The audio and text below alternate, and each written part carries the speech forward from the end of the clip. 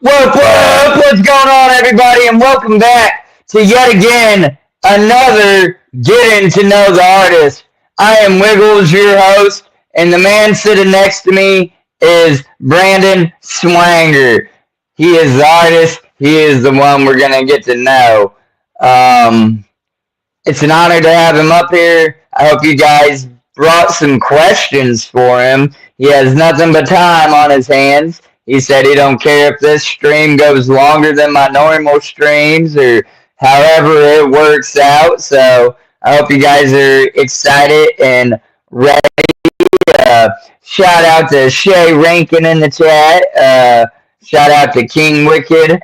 Shout out to Keto. I don't know if you guys are still in here at the moment, but you guys obviously came by and dropped a comment, and I really appreciate it when you guys do that.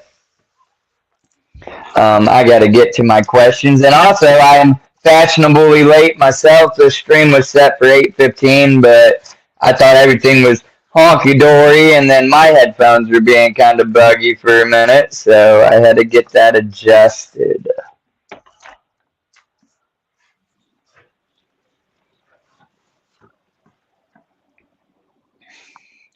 Alrighty, so you still there? You can hear me and everything? Oh yeah, I got everything clear. Yeah, alright.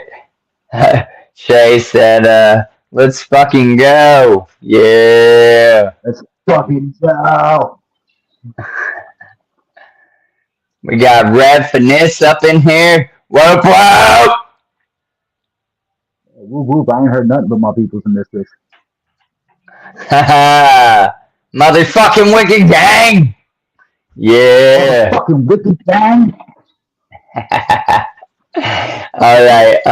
While people start coming in, we're just gonna get started with the first question. Simple, easy. Break the ice there. What's your name? Where was you born and raised? And where do you currently live now? I'm glad you asked it like that because if you ask King Wicked, that motherfucker will say he's from Alabama, and no, the fuck I ain't. So my name is Brandon Swanger. My stage name is my government name. Funny story how that came about. I used to be the anomalous Juggalo, but my whitest friend that I probably have, he goes by Raymond Sideways. He was like, "Bro, you realize that your last name is Gangster?" And I was like, "No, yeah, I guess it is." So that's just kind of why I started running with that shit. I was actually born in Detroit. I was raised in the Metro Detroit area, Warren, Roseville. I made it all the way up to like Baltimore and shit. For those of you that don't know, 8 Mile is a real fucking road. I'm actually from the 8 Mile area. I live between 8 Mile all the way up to like 23 Mile, mostly on the east side between Shannon and Gratiot and shit like that. And now, um, well, now I live in Alabama, like the northern central area of Alabama. I live between Huntsville and Birmingham. Um, but shit, dude, I've lived everywhere, man. I lived in Augusta, Georgia. I lived in fucking Aiken, South Carolina, Jacksonville, fucking Florida, Duval County, with all the crazy fuckers. So, I fit in pretty good. All right, so you were born and generally raised in Detroit and then moved all over. Why did you move all over? Was that by choice, family? Is it the music that kind of made you move or just life in general? All right, so it's like a 50-50 thing here. So when I was like 15, 16, the economy collapsed. And my mom's ex-husband, he got a job in Augusta, Georgia. Uh, and that's predominantly the truth. But there's also a little case of my mom kind of did a Fresh Prince thing with me. I was the typical little stupid ass in the Metro Detroit area doing stupid little teenage Metro Detroit shit. So before I ended up doing life in prison, my mama was like, "You got to get the fuck out of here," and got drop kicked to the deep south. All right, right. Okay. How old are you? I am currently 32. December 30th, I share a birth miss with Yellow Wolf. I love to point that out, but I will be 33 December 30th. Hell yeah, I'm 32. All right. The next question I think you're ready for. We had discussed, obviously, behind the scenes about it, and you came up with another question for it, but I think honestly we'll save that for like the ending question unless somehow it just starts bugging at you or the answer comes out with this. But at any rate, we're just going to jump into the question and you answer it how you see fit. Question number 2. Are you a juggalo? How long have you been down? And do you consider yourself a juggalo rapper? Okay. So for anyone watching that don't get the context of that, Wiggles here got invited to a Wicked Gang after party after our last fucking my bad, I just got a message. After our last show, so that's kind of what he's talking about behind the scenes shit. So um yeah, I'm definitely a juggalo. I got three juggalo tattoos, only one of them's finished. One of them almost killed me. So yeah, I'm definitely fucking down. Uh I figured out that I was down between 17 and 18 years ago. I was about 14. Funny thing is, though, like, it's actually been an entire thing my entire life. So, like I said, I'm from the Detroit area. And, before anyone, like, misconstrues this, I'm not cool with ICP. But my mom and her friends actually used to party with ICP before I was born. Fucking when I was a toddler, I went to a Shaggy barbecue. I can't tell you shit about it. Funny story how I figured that out too. So back when MySpace was still a thing, I was actually on Two Dope's fucking MySpace, and there was a picture of him without face paint. And my mom come walking past the computer, and she's like, "How the fuck do you know him?" And I'm like, "How the fuck do you know him? That's a goddamn question." And fucking I'm not gonna lie, I tried to call her bullshit on it. And here's the best part too. I just found out like last month. So she tells me she's gonna hit up a friend of hers to get me tickets. First Juggalo show I ever went to was Hollow Wicked '07. Funny story about that night too. A lot of funny stories. But she hit up this dude. He gave her tickets for me to go to Hollow Wicked. And then, like I said, like last month, I found out that the guy she was referring to was actually Jump Steady. She Oh went and got tickets shit. from fucking Jump Steady for me. Yeah, yeah, it's fucking ridiculous. But I had an older sister. She was 6.5 years older than me. She was into it before I knew what the fuck it was. I was about 14 years old, and I found out what the fuck it was. And I mean, I've been rocking with it ever since. Um, let's see, hold on. I just hit you with a bunch of shit there. Am I a Yeah. juggalo? How long have I? And okay, all right. So the juggalo rapper thing, and this is where I might piss some people off. And I gotta be real with you, man. I don't care. Um, there is a stigma around juggalo rappers, and there's plenty of people I've talked with this about. King Wicked, Mike Tech. I consider myself a juggalo who raps. Actually, I don't even like rap. I'm a hip hop artist. The stigma around juggalo rappers, I personally cannot stand it. A lot of people who try to emulate ICP. There's a difference in taking inspiration from something and developing it to your own. Let's use King Wicked as an example because he's obviously a homie of mine.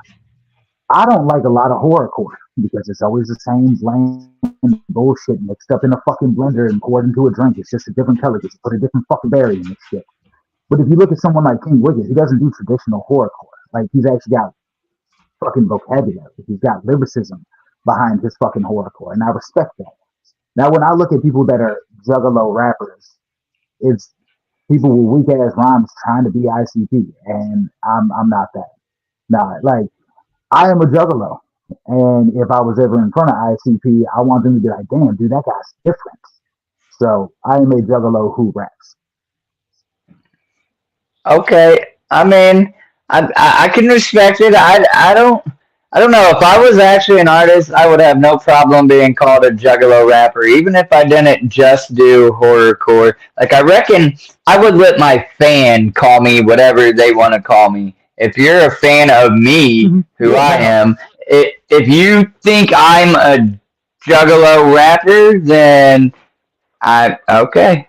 Uh, if you don't, then I reckon that would. Sorry, my light there. That man, this thing does not like me today. We might be going without the extra added bright light, but No, hold on, that's neither here hold on. nor No, there. I'm not trying to take away like or whatever out of what you said. I'm just, if it was me. And that's why I like to ask that question, bro. In my opinion, not fact or nothing, in my opinion, it's a good question. It triggers a thought, a response, and that's just why I like to ask it. Because I'll interview people that aren't juggalos. In fact, that's a goal. I hope maybe one day I have interviewed some mainstream, just regular artists, if I can really get to that point or whatever. So, I mean, yeah, I don't know. That's all. no, hold on. I mean, I don't want that misconstrued. Like I consider myself a hip hop artist. I have plenty of people that call me rapper, and I would say Right, rapper to dumb it down. If people think of me as a rapper, then by all means. I mean, all I give a fuck about is you listen to my music, But in right, my opinion, right. what I see as a juggalo rapper from my perspective, I don't fit that bill. Yeah, no, and I get it, and I can like appreciate how you elaborated or went into a little more detail on like why or whatever. Most people just say, "Well, I don't want to be put in that box," and then they just leave it at that. You at least gave a reason behind it and elaborated. Your mic is loud. So Um, anyone who's not going to give you an elaborated fucking reason is because they a pussified bitch who's afraid of the backlash.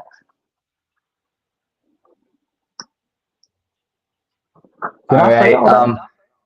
Yeah, yeah. Rev Finesse, is it any better? I tried to turn it down some. They said my mic was super loud. King Keto.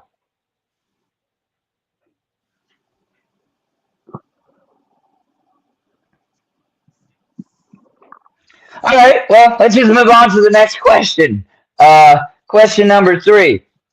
Uh, what inspired you to make music?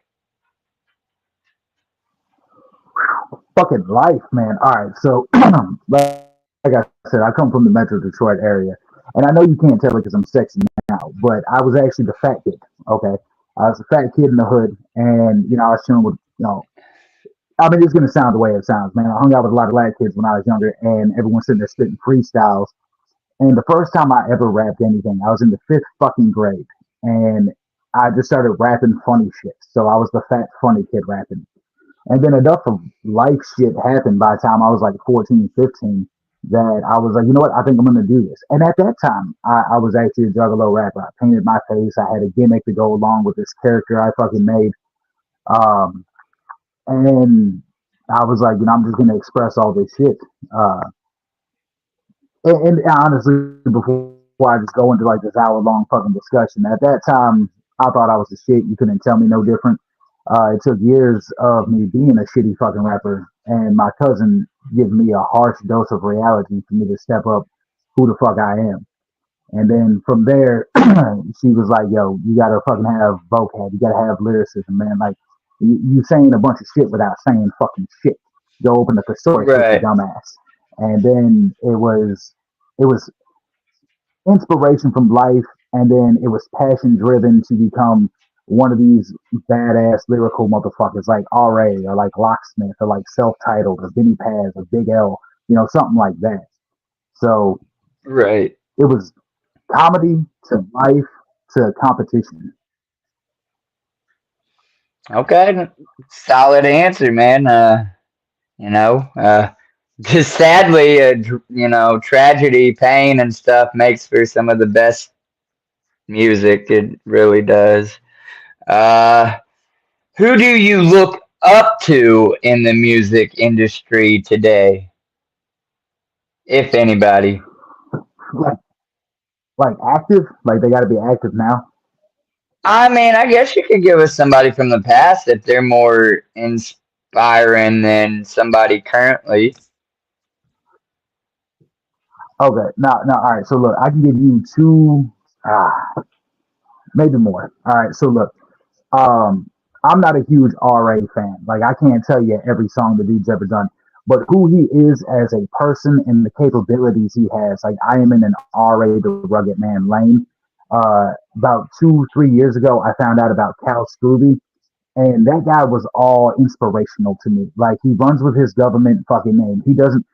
On the last podcast I was on, one of the dudes quoted me that was watching it. I was like, man, I don't give a fuck what people think about me, man. I'll say some shit to make a motherfucker think I'm gay. And then, like, I hear shit like Cal Scooby, and he's sitting there talking about, man, I got your dad eating my ass on all these tracks. I'm like, that's me, bro. I don't care about what people think. Before Cal Scooby was definitely Rich. Mike Tech calls me Rich Paz. Um, and honestly, Prof, like, that's probably the most left field answer because we have completely different sounds. But like it's that I'm gonna show you what I can do. I'm gonna show you my ass and my balls at the same goddamn time. And that's the type of shit that Yeah. I like. Hell yeah. I dig it. Those were definitely some different answers. I don't know that anybody has actually said those answers, so thanks. um, what's next? Oh, that is the next question. So, and I'm gonna word it a little different for you because I know that I mean you have songs out there, but actively are you making songs? I think you told me no, not recently or whatever. So, I mean, at any rate, the question goes as follow: any current projects in the works, or what's next? So, I know you've just done a little tour, or a little whatever you want to call it. Are you gonna start making music for real, or taking it more serious again? Are you working on some songs that maybe I don't even know about, or we don't know about, or is there any projects in the works, or what's next? All right, so again, you're gonna find out, man. There's no like simplistic answer with me. So like my immediate people know about this. I haven't like publicly stated it because I don't like to bitch to the world about my problems. So I got a homie, Lil Nate, right? Lil Nate, I was telling him a problem I was having, and he was like, I think your mic cord's dying. And then I was listening to my headphones. I think my interface is fucking dying. But before I started these problems with my interface, I have a ridiculous amount of unreleased projects started like 2, 3 years ago. Uh, Ill Fortune gave me a beat, shit, like 2, 3 years ago. I have that entire song fucking done. I just got to mix and master it and shit. But fucking me and King Wicked was just talking about this. Fucking dude, I got probably 4 or 5 albums worth of shit plus 2 mixtapes. And I actually started doing a team up project with both Mike Tech and another one with Hearst. So there's probably like 8 or 9 albums that once I get my interface replaced, that I'm just gonna like motherfuckers will tell you. Anyone that's ever worked with me, like I'm a fucking machine. Send me people will send me a track and be like, yo, I need this verse back. And it's like an hour later. Like I wrote it, I recorded, I mixed it, and I sent it all the fuck back within the fucking hour. Like there ain't no fucking stopping me. Like, well, the interface is stopping me, but without that problem, bro, like I'm fucking gone. Um, there's 2 more shows coming up. I got Vision Fest next week, and then I have another one with Skiro and Jay Villain in December. If y'all want some tickets, anybody watching, you got to hit up Red Finesse. She's got the tickets. Um, fucking um, and shit beyond that. I mean, we've been talking about a lot of shit. There's a lot of collaborations. I've reached out to people and shit. Actually, fucking Lex the Hexmaster has been owed me a fucking verse for like 2 years now, and I just talked with him about it, and he was like going from Magic Ninja to LSP, kind of put me behind and shit. So there's one I got coming with Lex the Hexmaster. A lot of collaborations I did beforehand. I'm looking to go back and remix them. I did one with Jamie Madrox. There's one that I did with Kung Fu Vampire and Recognized from Mayday. I'm looking to remix that one. I got one with the Joker, the 2R Joker, not the swag douchebag Joker. Um, self-titled. There's one with that. There's another one. I've got like 4 or 5 fucking projects with Liquid Assassin, but I got one of his that I'm looking to remix. This, bruh, I got a fuck ton of shit. Like my balls are on the table right now. You see that back there? That's my dick. Yeah. Okay, that's how. All right on, man. Um, uh, Realistically, where do you see yourself in 5 years in the music industry, or where do you hope to see yourself? Man, all right. So again, this is another conversation I keep on having with all my peoples and shit. All right, so all right, you and everybody that I know that's in this chat, they all know Hurst. Hurst is a very positive, uplifting guy when you get to know him. And he tells me all the time, he's like, man, you have the potential to be this and be that. And I'm like, look, man, there's a difference in potential and what I want. Okay. Like, I just want to be on the winning team. And for anyone who does not know, I rock with Wicked Gang and Reality Check Music. Okay. So I got 2 fucking winning teams, one on each fucking side. And on both of them sides, there's a top dog. You know, there's King Wicket and Zach Tier. And they can, the metaphor that I use is everybody wants to be the Eminem. I don't want to be the Eminem. I want to be the Royce the 5'9". And the reason for that is I cannot stand having a bunch of people around me at one fucking time. Like I told them, I was like, bro, you guys are better equipped to deal with walking into Walmart and having 100 people running up. Oh my God, da. If I walk into Walmart and I have 100 people run up on me, I'm going to punch somebody out reflex. I'm not going to need to catch an assault. But if someone's like, oh my God, Swaggy, I can't do it. So I'm just hoping I'm on the winning team. That's all the fuck I give a fuck about. Let me get paid to make music and not have to go operate a fucking crane every day. That's what I want. Right. No, I feel it. So he said, I'm okay if I'm winning, but not the face of the winning team. Exactly. Let me just be on the fucking team. You can quarterback it, I'll block for you. Shit, when I played football, I was a linebacker. I'm good at hitting people. That's what I'm good at. Right, right. King Wicked said, I fucking hate people, but I love y'all, though. No, I That feel means it. more than you know. If I don't know, being in the YouTube industry, if you want to call it that, I slowly became more used to it and comfortable with like being, I don't know, a face or whatever. But I used to really hate people, and I still don't care for them. Like juggalos, hippies, my kind of people, we vibing, but the normies and regular people, I'd assume not. So, The but I norm. get it. Yeah. Uh, all right. So then, if not music, what would you be doing? Would you just be working a 9 to 5 somewhere?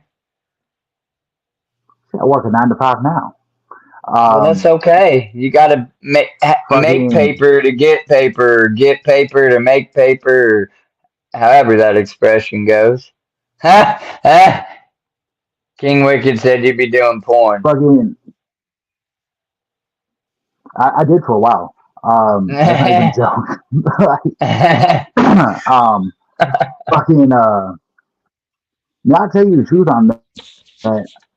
Um, I'm one of them guys that when I was younger, everyone told me I had to get out of Detroit because I wanted to live to be 18. So tell you the truth, there's a good chance I'd either be dead or in prison.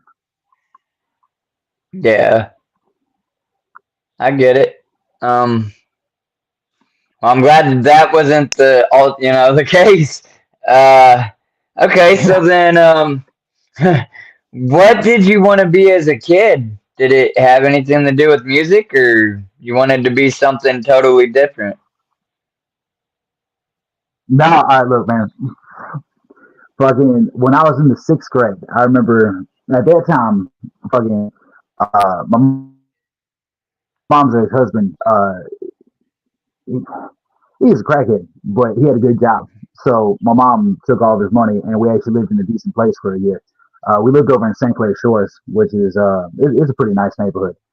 Um, I went to a school called Avalon Elementary at that time. I was in sixth grade. I was in Miss McGill's class. I remember so much about this shit.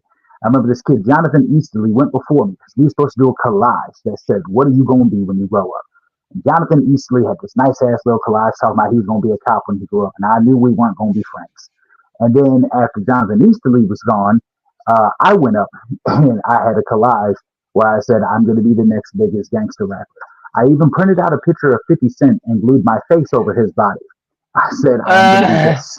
They said, they said, "Weigh out the pros and cons." I said, "Pros, I will make a lot of money. Cons, people might get shot at my concert. We don't know." And honestly, damn it. I'm pretty sure King Wicked wouldn't have it any other way. Yeah. Well, all right. I said I wanted to be a cop at one point, and obviously that changed. So I don't For the know. I better. definitely would have thought I would have been a YouTuber because I'm really not. I just do this for fun, and I work a 9 to 5. But yeah. All right. Next question: Have you played the Gathering of the Juggalos or been to the Gathering? If so, how many times have you in fact been there and played? I don't know if King Wicked and Red Vanessa are still watching. Keto too. But they know why the fuck I just had that shit eating rings. So I've been to two gatherings. Uh, it was something I was supposed to do like my whole fucking life. When I was like fucking 14, I remember this guy, we called him Asshole Kenny, kept asking me to go to a gathering with him. And it literally took half my life to get to one. I was 30. First time I was asked, I was 15. And I was 30 when I got to my first one. So there's this guy. He got booked at the Gathering of Dreams. And honestly, I feel like he was a deer in headlights. He got booked, and I didn't pass on my. I read that one, dude. I didn't pass on my first chance. Let me tell the fucking story, because honestly, honestly, like King Wicked made it so much better. All right, so look, there was a guy. He got booked, but he wasn't a rapper, and he hit up Red Finesse, and I think I just fucked this bitch up. Uh, fucking he hit up Red Finesse and said, "Yo, I need some rappers, but I need some people who are serious about it. They're gonna show up and kill the shit." So naturally, she hit up a few of us that she knew would come through and kill the shit. This is actually how me and King Wicked met. A lot of the people I fuck with, I actually met through Red Finesse. Uh, so we started talking about it and shit. And the guy who wanted us to do this show, I mean, everyone else can sit there and be as man about the shit. I'm gonna be honest. I think he was a dipshit. And after a while, I told him he was a dipshit. And because he was a dipshit, he kicked me off the show. Okay. But he didn't kick me off in enough time. I was still in the fucking pamphlet. But the fucked up thing is when I was in the brochure, they only had half my name. And as I was reading it, I think Keto's the one that pointed out, he's like, "Dude, they only have half your name." And I was like, "What the fuck you mean they only got half my name in there?" So I go over and I look at the book, and I'm like, "Bro, they only got half my," and I'm all pissed off about this shit. King Wicked comes walking up and says, "No, no, no, hold on, I think you're looking at this wrong." He says, "Look at the way this is reading. It says, this dude featuring Strange JRB with Red Finesse, King Wicked, King Keto, and Brandon. Well, Brandon got to be a bad motherfucker." All it said was just Brandon. And I died laughing. Um, but no, I actually have not played the Gathering. I was supposed to my very first one, and then I was overly honest with the guy about being a dumb fuck. I told him I wasn't going to do it, Yeah. so he doesn't say in sync on my fucking forehead. All right. So you've been to two of them then, though? Wait, hold on. Hold on. Wait. Hold on. What was that? I said you've been to two of them then? Can I you gotta. hear me? Let me try to You're reconnect all because I right. think it just came. No, I don't know what the fuck's going on. Like, it's coming out my fucking. I bet your audio is. Hmm. That's what I mean. If you click on your settings or where it says more and then audio, and then like adjust it to your headphones versus your phone?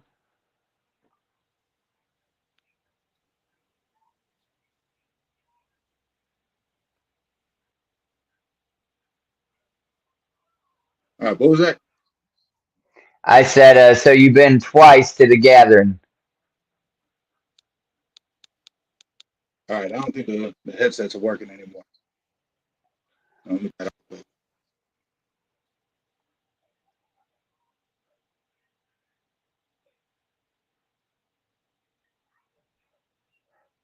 Hold on.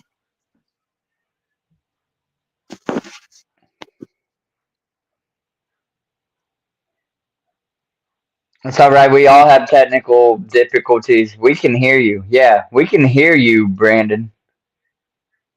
Okay, well, fuck it. All right. It just, can Can you you hear hear me? me?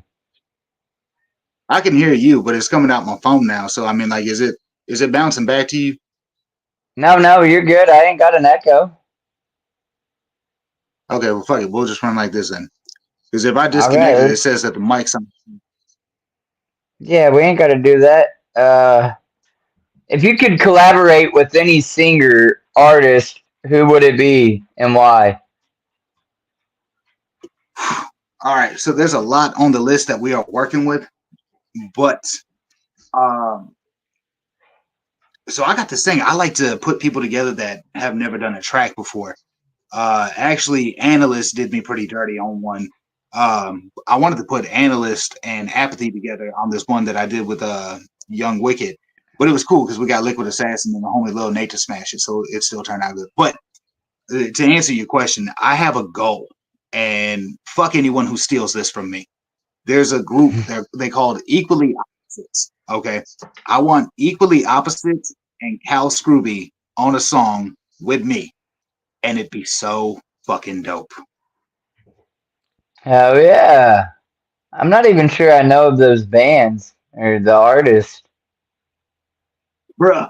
Oh, dude, when we are off this shit, I'm telling everybody right now, dude, you got to look up Equally Opposite. These motherfuckers are just so fucking amazing. Like, my God, dude. Like, I'm not, like I said, I don't care.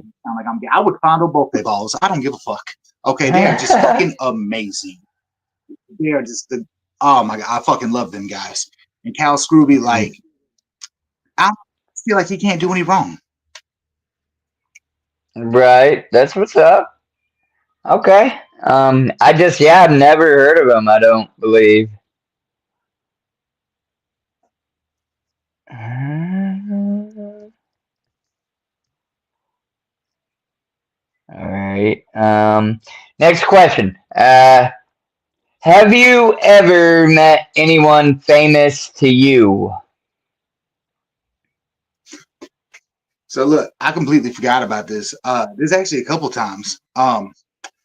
My mother actually reminded me of one time I went to go see an ABK show. It was a 420 show. I was in the bathroom rolling up a blunt. And when I come out, ABK was just standing next to the bathroom smoking a cigarette. So I sat there and I shot the shit with him for a while. ABK is a cool motherfucker. Um, I don't know, like if you talking about like just happened to meet them, because I mean I've been It's doing a lot of shows however, where like you meet whatever. them. Like I use for my answer if people are clueless or I just say it. I met Polly Shore once, so I just this year met the Clowns, and I'll forever remember that for the rest of my life. But I try to do an alternative from the music industry because you guys are all artists. Oh fuck! All right. Somebody, yeah, it definitely wouldn't be nobody like outside of music that I would think of. I Well, then might that's have, fine. dude. Then you I'm can. fucking. What, dude? I wish I'd met ABK. Even with the split, like me and Shay have a bond with an ABK song. That Peace Pipe, like that's a freaking homie song for us. Like ABK's the shit, and I've never met him, so it can be music. I just try to. If there is somebody else, then Well, then I have met ABK. I've met Boondocks. Um, I'm pretty sure. All right, so like before I give you like an hour long story here, some shit happened down in fucking Jacksonville, and I ended up walking away from a situation. I walked like 20 fucking miles, And then I stopped at this bus stop, and I actually had some pills in my pocket I was trying to sell. And this guy come up to me, and I was sitting on this bench. I was dressed in all this Juggalo gear, and big fat white guy walk up to me, starts bullshitting with me, telling him about the fucked up night I had. I tried to sell him some fucking some pills, and he just gave me some fucking money. He pulled out this big ass stack and just gave me a 20. And then when he was walking away, I was like, "Bro, anyone ever tell you look like Haystack?" And he's like, "Yeah, I've heard that once or twice." And the dude just walked away from me. Now I have confirmation that was actually Haystack, but I'm pretty fucking sure it was. But ABK and Hell Boondocks, I can yeah. guarantee you. Okay. That's what's up. Haystack would be kind of cool to me. Um, do, do. Oh yeah, Kung Oh, Fu what's your? Vampire. Do what? Yeah, I missed out on them. They were at the gathering. What last? Not this year, but the year prior. Bruh, you could ask fucking Brett for this. Like, so yeah, like I've done a couple songs with Kung Fu Vampire, and she was like, "We're gonna go meet him," and I was like, "All right, bet." And all right, so at this specific gathering, okay, because I'm drug free now, okay, I'm clean. But at that specific gathering, I met him tripping balls. Oh yeah, Ritz. I met Ritz a couple times. And Jaron Benton. Yeah, I've met a few people, Ooh. but bro, when I met Kung Fu Vampire, I was tripping fucking balls. Like I had just ate some acid and shit. And he had one of his old school theatrical t-shirts behind him. And the whole time, like Rev's like, all right, we're gonna go meet him. And I'm like this staring. I'm like this staring at his fucking shirt, like, okay, we're gonna go meet him. Like I was tripping balls. I don't even know if the guy likes me. Rich is dope, bro. Shay said we got a picture with him. I'm pretty sure. Shay, yeah, no, yeah, Shay's right. Yeah, yeah, we all fucking huddled up with him in the picture. Fuck it. Rev Sure had to do all enough, the do talking though. She's like, Shay. we did it. Yeah. Right. Hell yeah. What's your favorite color?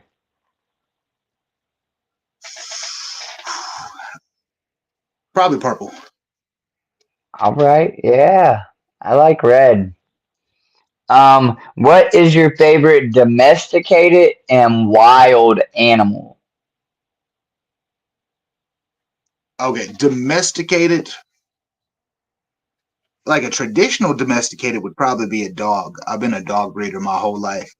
Um, fucking, I usually breed German shepherds. I am quite fond of boxers. The in between animal, I'll give you a bonus one here, is probably rabbits. I used to breed bunnies for a while too when I was younger. I fucking love them. And now wild animal, no hesitation here, fucking kangaroos, man. I was on a mission when I was in high school. I was gonna put a kangaroo in every household of America. I had a sales pitch and everything. I was like, look, man, this little pouch, you don't even have to buy a stroller. Put your kid in the fucking pouch. I'm gonna take this. I was like, look at that marsupial's fucking mouth, and they got little appendage fingers. I was like, you know how it's not gonna be hard to teach a fucking kangaroo to do one of them right there. I was like, you go to work, you come home, all your weeds roll the fuck up. And I'm gonna tell you this: people can get past a guard dog. You gonna get past a kicking kangaroo? No, the fuck you ain't. No. You want to buy a kangaroo? No. That's crazy. Yeah, a dog and a white tiger for me. Um, so we're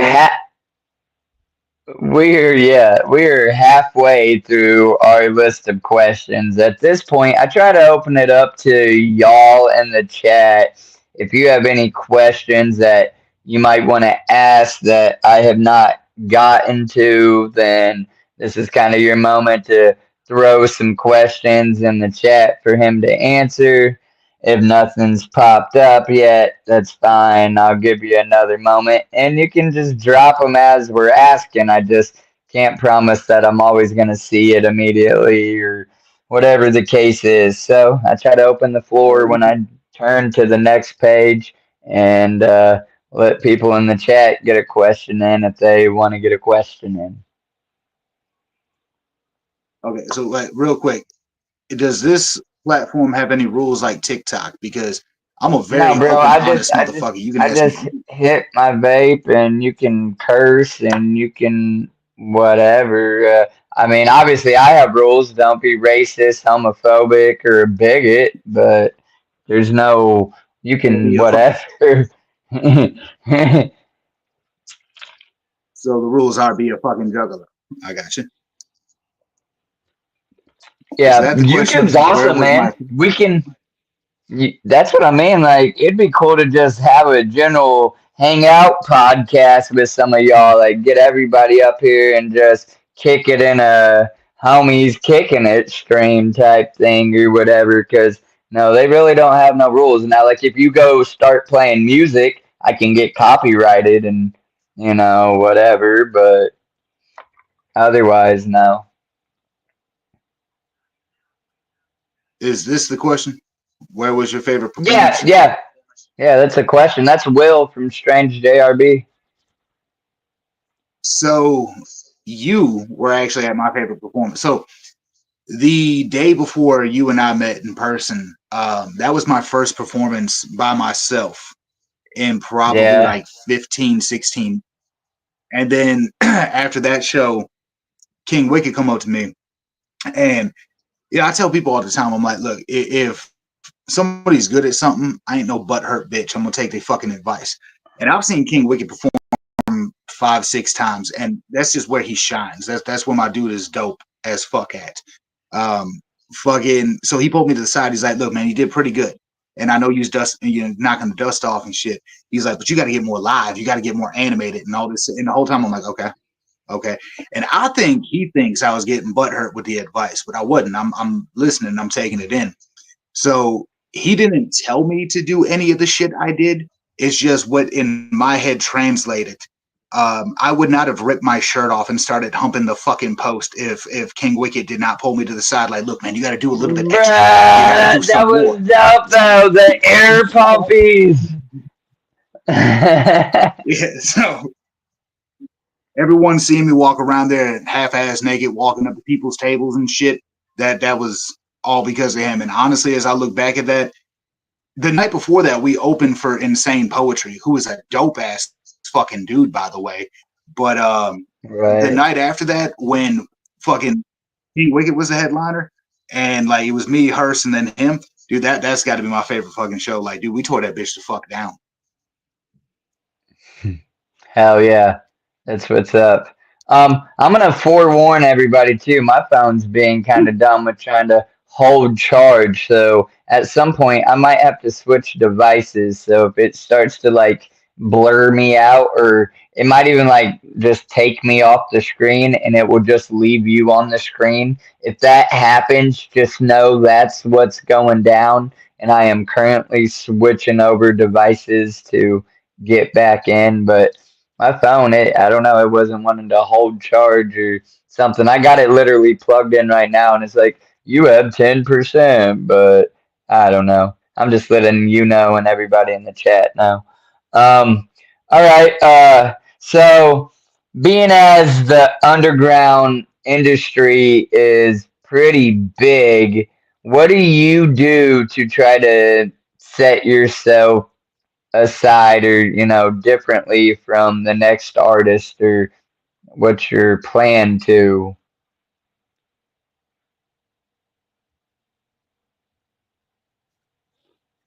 So, two artists that I used to like listen to religiously. One of which just because he swapped genres, I don't listen to country. But there are two quotes from two different guys, Jelly Roll and Aesop Rock, that it speaks volumes to me. Jelly Roll once said, well, he used to say all the time back when he was an actual rapper. He said, "This rap shit's easy. All you got to do is tell the truth." Aesop Rock, he said, "If you've never taken something from my lyrics, then you didn't try to." And when I take both of those statements and put them together, that's when I'm like, I'm just gonna be unapologetically me. Like, I don't really give a fuck about an image. So I'll say what I find entertaining. Some of the best advice I've ever been given is if you don't like it, no one's going to like it. If you like it, then someone's probably going to like it. So, most of the time, I don't like me. I understand why some people don't like me. But the people that do like the version of me, they like the funny one that's all who says the crazy sporadic fucking shit. Like, I'll be at fucking work and I like, fuck, my dad is Native American, right? And my mom is white. But That somehow made me look like a Mexican to most people. Fucking, I'll be at work and I'll say shit all the time, like, man, this is why I don't work for these fucking white people and shit. And when I say that off the wall shit, people are like, oh, hey, funny, hey, hey. So I give them that version of me. And either they like it or they can have my balls bounce off their chin. That's awesome. Um, I would have never guessed, I guess, that you had Native American in you. Like, is like your dad's full on Native American? He's like majority, he's like 3/4 or some shit like that. I don't know what percentage Oh that yeah. breaks me down to. Well, no, that's cool. Um, yeah. That's kind of funny because my next question is what music did your parents listen to, and do you think it at all like transpired and inspired like the way you do music or anything? So parents isn't really the statement there. I didn't really know my dad. I'm a fucking cliche, dude. I'm from the fucking Detroit area. I got bad credit, multiple baby mamas, never knew my daddy. Okay. I'm as most of a stereotypical cliche as you could fucking get. I'm a goddamn rapper too. Um fucking uh but it took an entire village to raise my ass, man. Like, I had older cousins that were pretty much like my aunt and uncle. My grandfather did a lot of the man raising for me. And then, I had my mom. I grew up in a household mostly full of women, though. But that's my secret behind, fucking woman bitches. Anyway, fucking, my mother's about as musically confused as I am, man. Fucking, my first Oh, concert ever was fucking Rod Stewart. After As Brandon his core values though, that would explain my core values on what though. Um, yeah, that's what I fuck my put first. it up there. I was gonna let you finish and then ask what to. Yeah, I got distracted, man. I'm bipolar. I'm sure there's a little bit of ADD in there somewhere, but Yeah. there's no science to back that up. Fucking, my first concert ever was fucking Rod Stewart. My mom took me to see that when I was in like the 5th grade, and then I seen Prince, and then went from Rod Stewart, Prince to ICP. You know, um, so my mother, she listened to a lot of soft rock, Poison, That's playing through your fucking, tablet, not the headphones. Oh, maybe fucking, not. and then she did a lot of hip hop, like fucking Slick Rick, um, fucking yeah, I'm honestly drawing a blank, like Salt and Pepper and shit like that. And on the other spectrum of that, my grandfather was like real old school. I don't even know any of the artists' names that he listened to. I just know certain songs. Again, me and King Wicked was talking about that over fucking breakfast one time. Um, fucking the song Big John. If he's still in here, he might know the motherfuckers that do these songs we were talking about. Fucking Leroy Brown, shit like that. So it was a wide range of random shits. The biggest influence that I actually really had was my older sister. Like I said, she was 6.5 years older than me. She's the one that introduced me to like Pac and Ludacris. Dude, when I was fucking a young kid, man, dude, Ludacris was my fucking shit. She's the first one bought me an Eminem CD, which my mother fucking despised. She's the one that introduced me to 50 Cent. Um, when I was young, Right. I don't know if my mother music or if she just wanted to hump Nelly so much that's why we listened to him. But that's where a lot of that came from. Jeez. All right. Real quick, I just want to let you know I'm trying to get this other device pulled up so that I can get ready and switch over because it looks like it will almost be inevitable if this don't die out. So I just want to be ready to log back in. So I don't want you to think I'm being rude and ignoring you or anybody in the chat. I'm not just like randomly zoning off. I'm trying to pull up this on this other app. So I can get ready just in case for when if it shuts off and goes blank. She did answer that a little more. She said whether people get along with him, he is true to himself always. That's what she meant about to ask Brandon his core values, though, or whatever. And what I meant, like, I like to ask the what music did your parents listen to question just because it gives an idea. Like some artists will come up here and say, "Well, my parents listened to nothing but country, and here they are, a horrorcore rapper, and some not or alternative rock or." And then I just like to see if they feel that, in fact, kind of ties into how they make music or what they do within their music separately from the like inspired question or whatever. Well, I tell you this, man. Like, some shitty country will make you want to make music about killing people. But to jump off from what you just said there, absolutely, man. Like, I know Rod Stewart's not like the hardest thing in the fucking world, but if you listen to it, like that man had an intense vocabulary. He had flow for being pop rock or whatever the fuck he was. Prince was one of the most like iconic fucking talented men that ever walked this fucking earth. The man could play every fucking instrument known to fucking man, dude. Like when you have that type of attention to fucking detail and you see what these guys are capable of. Like I said, I mean, like my mom didn't listen to a lot of hip hop, but when she did, it was shit like Slick Rick, like that, the storytelling fucking godfather there, fucking Like the OG to be rap, man. like for real, like that has to take a fucking influence. Now to touch base on what Rev said there, she's actually got one of my favorite statements about me, and I never put it together. There was somebody I don't remember who. I'm a hot-headed motherfucker. Like if somebody fucks up, I'm quick to let them know they a dipshit. So she actually pointed it out one time. She's like, Brandon has a problem with narcissists. If there's somebody who's narcissistic, Brandon's gonna be the first one to say something to him about it. So I think that's what she's talking Right. about. No. Okay. So I am gonna try to just I'm not sure how this Tag is it gonna out. actually like so I was gonna try to go into one, see if it will let me both be in, and then I would back out on this phone. Otherwise it's just gonna like die out on me type thing, and that might be kinda awkward. So I don't know, I'm just gonna try this and we are gonna see here. So give me a minute. It might get a little awkward. I'm sorry, folks. And to the people watching on the replay, if you've made it this far during the replay, actually watching it, firstly, thank you because we're already almost to an hour. And then, secondly, I apologize to everybody for not being better prepared with technology. I don't understand it half the time. I know just enough.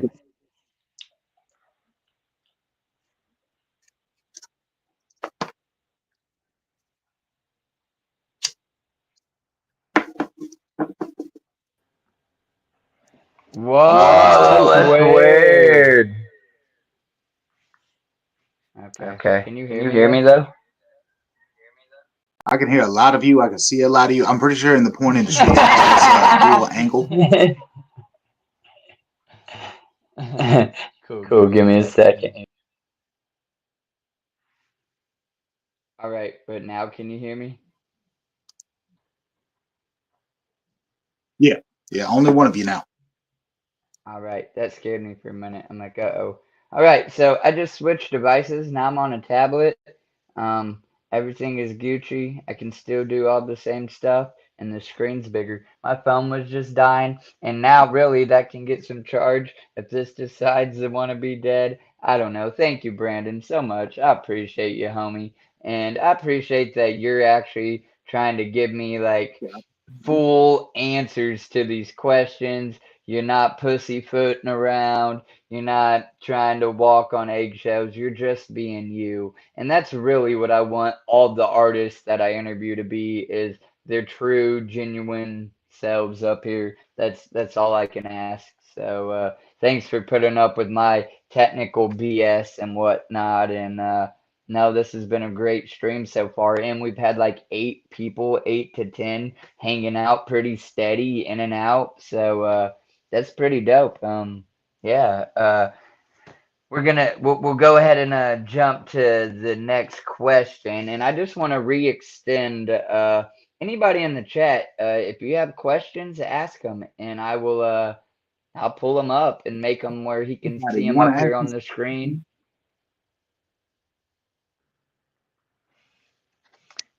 something? All right. So the next question, and I heard you mention it, but you can elaborate a little bit. Is do you have any siblings, and do they support you in your music career? Um, I have a few siblings. So I also do stand up comedy. Right? I do a lot of shit. I do stand up comedy. I got a cartoon series I've been working on and shit. Um, and when I'm at work and I start saying shit, people ask me all the time how in the fuck I got so funny. I'm like, dude, here's the thing about comedy is you got to learn how to take your tragedies and find the humorous approach in them, right? Because my entire life is just one giant fucking uh, tragedy. I can't remember the fucking word for it, but there's a word for it in like fucking theater and shit. Um, so I got a lot of siblings. We like to say our daddy fucked his way across the nation. Fucking, I have siblings keep popping up. I don't fucking know about, right? Um, how often do I shave my head? If I got something I got to look good for, maybe once, twice a week. Most of the time, though, if I'm not going out doing shows, I let my shit grow out like cow gas. I don't give a fuck. Um, anyway, so fucking growing up, though, I really only had one sibling I knew. Um, and actually, so, we grew up in Detroit. She fell into a bad addiction and she did an overdose. Her life was taken by the dope man over a drug debt. And that's actually, I don't know if you've seen the tattoo on my back when I ripped my fucking shirt off. I have a Shangri-La wraith on my back, and it says in the middle of his hand, Gugga, because when I was a baby, I couldn't say Jacqueline, so I always called it Gugga. Right. But that's what the memorial is. My sister. Uh, Out of all the siblings I fucking got, though, that was the only one I actually really fucking knew. So, I mean, if any of my siblings do see this, I mean, no, they don't really support me. So, I mean, they can take this how they want. Jacqueline would have. Um, I have siblings, but I'm essentially a fucking only child. All right, man. Rest in peace to the one you lost that mattered. I appreciate that. Yeah. Um, do you think the skill came naturally, or did you have to learn and practice? Some people are born, I guess, if you want to call it that, with a given talent and they can just do something. And some people see or say, I want to do that, and then they practice and they are equally as good. So, I mean, that depends on like certain shit, like we was just my sister. My sister was naturally gifted at emulating voices. Like she could do anyone's fucking voice naturally. I think I was a natural born comedian. Like I make people laugh without even fucking trying. I'm just being me. They're like, "Oh, you a funny motherfucker." Now, as far as like music, anyone who says they were born with a natural talent in rap or hip hop is full of fucking shit. Okay, if you are good at least. Okay, now you can be born with a divine passion for this shit, but like me, you can ask anyone that knows me, any of these motherfuckers in here. Um, I have the biggest arrogance, egotistical fucking issue in the world because I'm like, who can out rap me? And there are a few people that I've met, and I can't believe I'm gonna publicly admit this, but like Shay and Hearst, the first time I heard them guys, I'm like, them motherfuckers can hang with me. Holy fucking shit. But that's why I'm pissed off that Shay's ass ain't doing more with his fucking shit. And yeah, I put you on blast on the fucking public. Um, Yeah, fucking tell his ass he, yeah, yeah. Laugh at yourself, Shay. Ha ha ha, motherfucky. Start putting songs out, motherfucky. Now I'm not the only one, and he's not the only one. Put songs out. Okay, No, we continue. want the fucking world. the whole fucking world gonna tell your ass, bro. Like if anyone, I just heard this other one. Some like he had it posted on this fucking story. Someone was like, "Yo, Shay, come kill this shit," and he did. Like I fucking listen. I'm like, bro, why are you not doing more with this shit? Why, bro? Like it's an insult to all of these motherfuckers who are making millions, going and your ass is sitting there painting fucking house. Goddamn Yeah. insults. Any Will you pay any me a fucking way. Birmingham? Shay, So fucking put the brush down, anyone pick who up the is mic. anyone who is actually talented at this, anyone who's in here that can tell you, fucking King Wicked is talented in his own right. Shay is talented in his own right. Red Finesse is talented in her own right. And every single one of us will tell you, we were naturally born passionate. We wanted to do this, but we did not start this fucking good. No, you are born with a natural passion. You are born with a natural draw to it, but you have to develop. You have to get better, or you're going to be a little. I call them swag fag The bitches, mumble but rapper. yeah, take the cock out tonight. Rat-a-tat. Yeah. Oh shit. That's good. I dig it. It's a solid answer. That's all.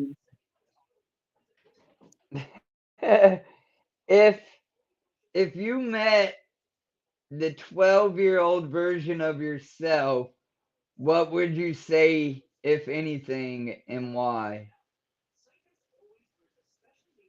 Not a fucking thing. No Like inspiration, no nothing, no altering, no nothing. Just let life happen how it happened. I had this conversation with my mom when I found out it was Jump City. She got the fucking tickets from, and she's like, you know, had I known that they could have helped you that much, I would have said something. And I was like, no, see, this is.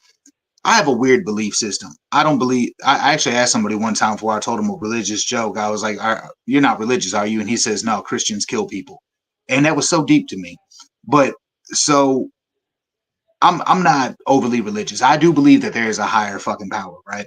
And I believe that that higher power made it to where I could not succeed earlier because he knew she, whatever the fuck it is, knew I have a capability now. All right. And that's not for a lack of trying. I tried to die a few fucking times. But I know if I would have seen any amount of success before now, it would have been squandered. Like I would have overdosed. I would have caught an STD.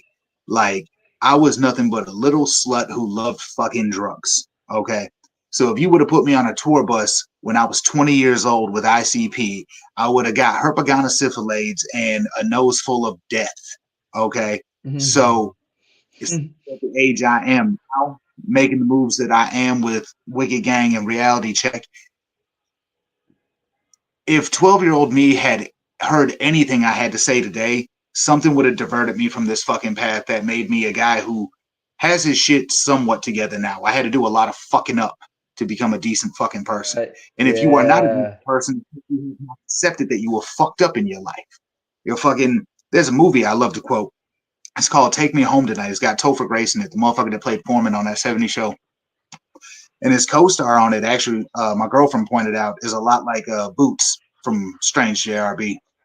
Fucking, Yeah, I he's love. he's peeping in and out. He said he might not make all of it, but he'll be peeping it. So Yeah, shout this out to dude watched the Boots. last podcast on for 3.5 fucking hours. He ain't trying to do that shit again.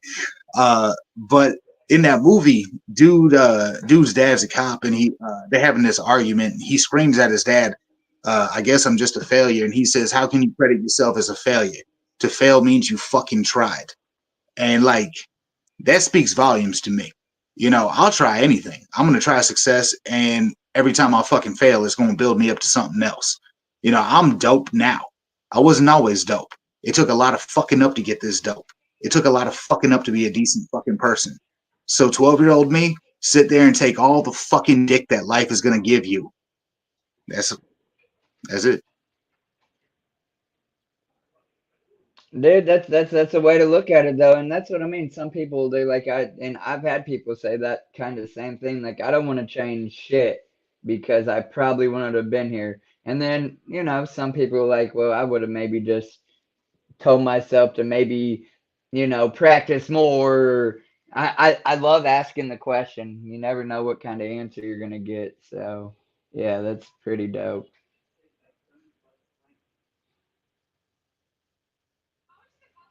Uh, all right. Let's see here. Now we're gonna save that one still yet. Well, so your name is your name, your government Yeah. name. I got a question that I ask, and I guess maybe I swear I don't want to ruin like take from your individual stream. I almost said we could have a King Wicked come up here with you or Shay to kind of help guide it, but you claim Wicked Gang. That's your label, right? Or that's who you I guess run with, work with is what I'm trying to get at. My question, look, man, I'm just gonna ask a question and you answer it how you do. You're the only artist so far, I think, that doesn't like have a stage name and you know what I'm saying, logo individually. The question is who or what inspired or came up with your stage name and logo? And is there a logo that 100% identifies you? So it don't matter if I see it on this shirt, that hat, that bus, that whatever. I can say, oh, that's Brandon Swanger. Or I'm guessing it's more like that's Wicked Gang. So that's what I mean. Like I don't know if there you have anything that's individually yours, plus you're part of Wicked Gang, or Wicked Gang is just what it is. That's not taken away from nothing. Just that's what I mean. It's answer that how you wish. I don't know. I'm Okay. rambling. Um. Nah, I mean it's good, bro. So there's, I mean, dude, I'm gonna ramble. I don't know how to answer something in 2 fucking words, man. Uh, fucking.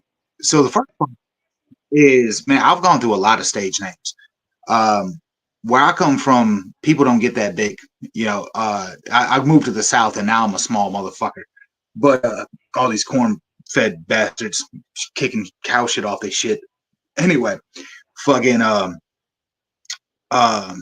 when I've been this size since I was like 12, 13 years old. I don't know if it was the early age smoking or what it was, but something stunted my growth. I was like 12, 13. I was 5'8", weighing almost 200 fucking pounds. I couldn't date girls my own age without getting looked at a weird fucking way, man. So everyone called me Tiny when I was, and and it was an ironic name at the time.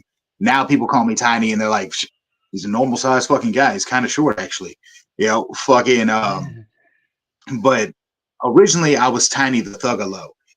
Before all this Thuggalo Ouija Mac shit, because for anyone who does not know, Thuggalo was actually invented by Lazy Bone on the Thug Pit fucking track. ICP, Tech Nine, Esham, Bone Thugs and Harmony. First time I ever heard it, I was just like, dude, I fucking love Bone Thugs with ICP. And they said the word Thuggalo. Right. So I told him from there. And then after my cousin kicked me in the fucking teeth and told me to open up a thesaurus, I read the definition of the word anomalous, and I was like, that's me. So I was anomalous Thuggalo for a while. I was impossible for a while. But like I said, so this guy raining sideways. It was funny how we met. Actually, we met through a Craigslist post, which we always make fun of because that just sounds fucked up. But he's the one who said Swangalo. Fucking that motherfucker there, fucking Boots. He needs a lot more fucking credit. He's the reason why I put out my first real fucking album. And then he actually gave me a name for what was going to be my follow-up album, Swangnificent. That's my dude. I love that guy. Fucking anyway, so Raining Sideways, he actually was a guitarist in a Christian rock group. They were actually pretty famous for a while. Astoria. And then the band broke up. He was looking to do a channel. First thing we actually ever did was a Ritz cover. Well, reimagine it. Anyway, he's the whitest guy I fucking know. Like, he doesn't let smoking in the house for good reason. His wife has bad health. And he's the guy, like, he'll stand there with his hand on his stomach, like, well, I think we should get to it, guys. And he was the motherfucker who was like, dude, you know, your last name's actually really gangster. And I love when white people say gangster. Like I say gangster, they're like gangster. Anyway, fucking I can he just see him saying it. he did. He was all like gangster. Why don't you use that? He ain't that weedy. But when he said that, like I was just Swanger for a while, and then I was like, I don't know, just the one name. So you can look me up under Swanger, and then I realized my initials are BS, so you can also look me up under some official BS. As far as who I claim, bro, I've jumped through a lot of hoops with a lot of different groups, and for one reason or another, I just found certain ones didn't fit. Now, I run with Wicked Gang, but one that I will never fucking forget is Reality Check Music. I got to a point where I was just like, fuck everybody who ain't me, to quote the great Tech Nine. And fucking Zach Tier kind of just swooped in. He was like, whoa. You got way too much talent to not be fucking with me now. So why don't you come over here and fucks with me? And dude, like fucking the whole team over at Reality Check, man, like them motherfuckers were just so fucking great to me. Like fucking Zach, Holden, Stacks, fucking what is Gavin's stage name? Fucking Gavin, he don't talk a lot, but he's cool as fuck. But I stepped back from Reality Check because I felt like I didn't have enough time to contribute to them, but at no point did I ever say I'm not rocking with Reality Check. Now, with where I'm at and like my interface being fucked up, I can't make new music right now. But King Wiki came back, he scooped up the home. It's like, yo, we gonna go do our shit and we gonna be Wicked Gang. And even Zach could tell you, he's like, dude, I fucks with Wicked Gang. So I don't know, like I like to call it dual citizenship. I'm Wicked Gang and Reality Check Music. As far as a logo, each one of them have their own logos. You're gonna see Wicked Gang or Reality Check on all of my fucking shit. And after so many people asked me for a logo, I kept making like little bullshit ones. And I actually came up with one that I actually like. It's a microphone wrapped in barbed wire. And I feel like the symbolism behind it speaks a lot. Like there's a lot of pain in the music. Like there's a lot of bleeding in this music. And it's like, I can grab this microphone and cut my hand open for it.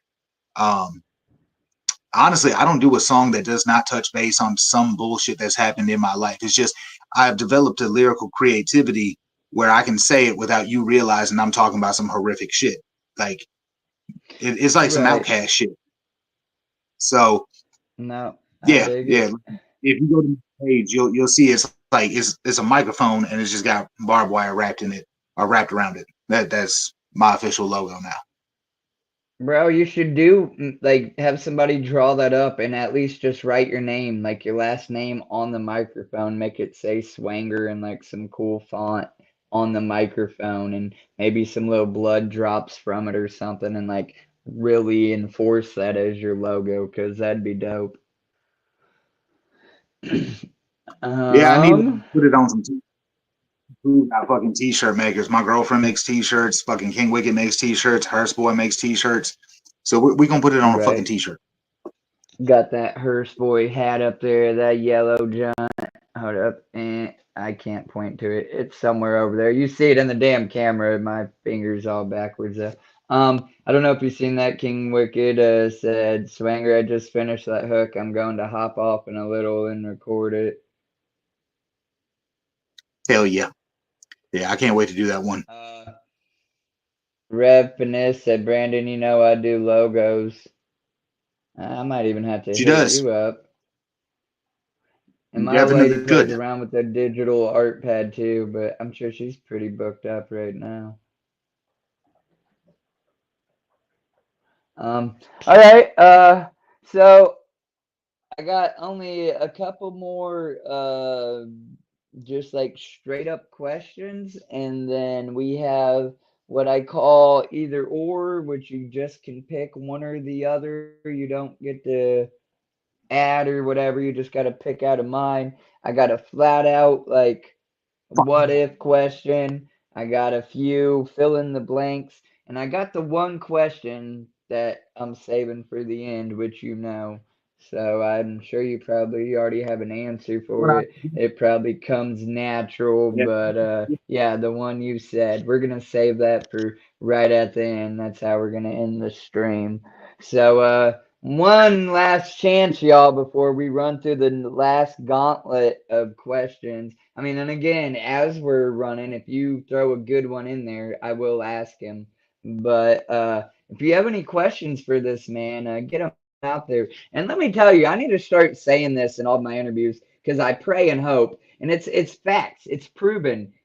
These get views after they have went live, like hundreds of views so far. One of the best ones have already gotten like 200 views. I'm not saying that person is best, just for whatever reason that video has gotten, but all of them are getting up into the hundreds, and that's awesome. So I need to start saying for y'all that watch this on the replay, if you have questions that I don't ask in these, put them in the comments of the video, and I'll come back and I'll try to answer them, or I'll try to get the answer from the artist, or we'll circle back and maybe touch that, or I'll add them to my questions in the future. So yeah, if anybody right now, we got 8 people hanging out. You got it. No question is a stupid question. Like I've done ask the man his favorite color, what his favorite animal is. Like if you just you think it make a good question even for maybe a fan to come ask that question or whatever. But like I said, I got a few more like this. Like for instance, what is your favorite movie? And you can either give me like one, you can give me one in each genre, you can give me a couple. Most people say that's hard. For me, if I have to put one on the spot and only pick one, I'm gonna say Blow. That's my favorite movie. Bruh, all right. So look, no disrespect to anybody else. The only time I actually sat through and watched one of these whole things all the way through was the one you did with Hearst. I got like a little personal attachment to that guy. And I heard you say that before. And dude, that is a great movie. That is one of the only, like, that is one of 2 movies that I will always cry at the end of it. Every fucking time. Like, you know what's coming at the end of that movie. That end scene, every time I'm like, Right. but Yeah. God, that is I'm a bit of a movie buff, man. Uh I don't Yeah, give a 'cause you fuck got what that anyone's wrench got to say now. about the dude.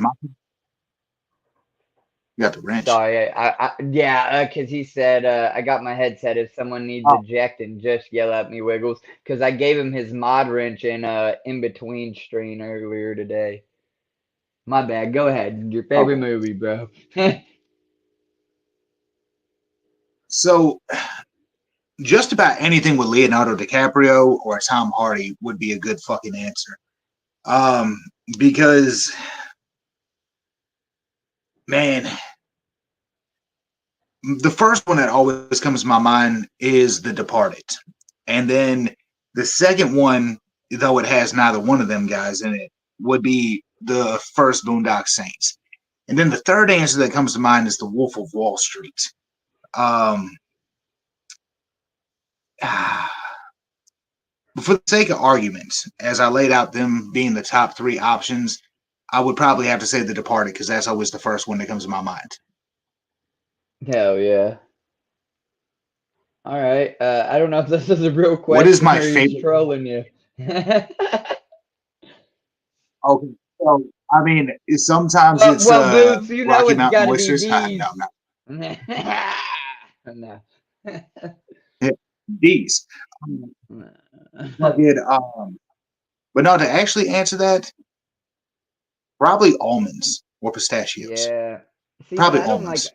when I had Yeah. teeth, I could somewhat eat them. I like almond pie or like pecan pie, but to just eat the nuts, it was never a thing for Pecan. me. Okay, yeah. See, you Um, made it sound that way. But fucking dude, pecan pie was the best thing about moving to the South. My first fucking wife, she could not cook a damn thing except for pecan pie.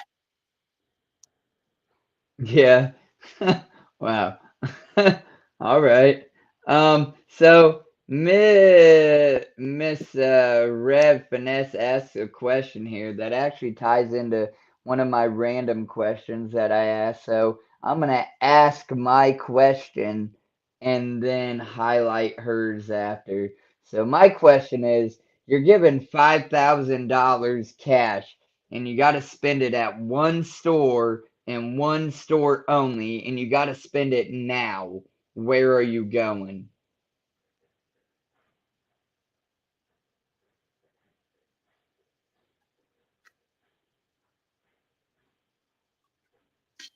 I mean, it would probably be a Walmart, just not the one closest to me, because fuck them people. Yeah. And she asked, "What's the first thing you're buying if you make it rich?" Which made me go ahead and ask that question.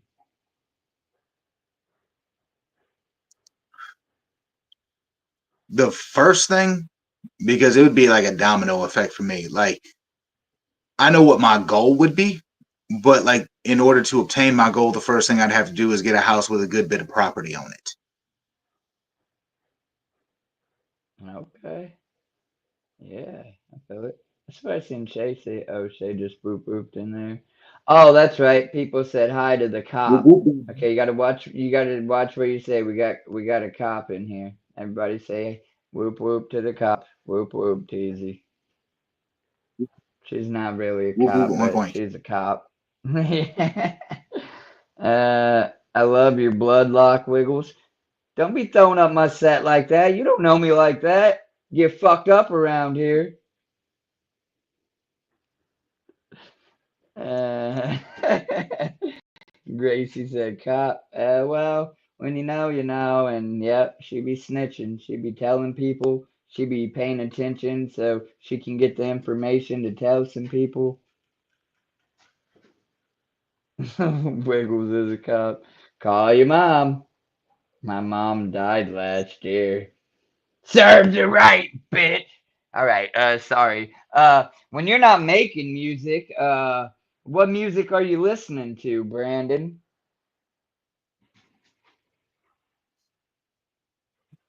That is actually a wider variety. My mother calls me musically confused. Um, Predominantly pop. And when I say hip hop, I mean shit that has meaning, purpose, lyrics. Fucking one of the times that me and King Wicked actually bonded is because I quoted a Nas song to him, and he's like, "You motherfucker, you know hip hop," and I was like, "Yes, I do." Um, Fucking like I said, a lot of Cal Scrooby, equally opposite.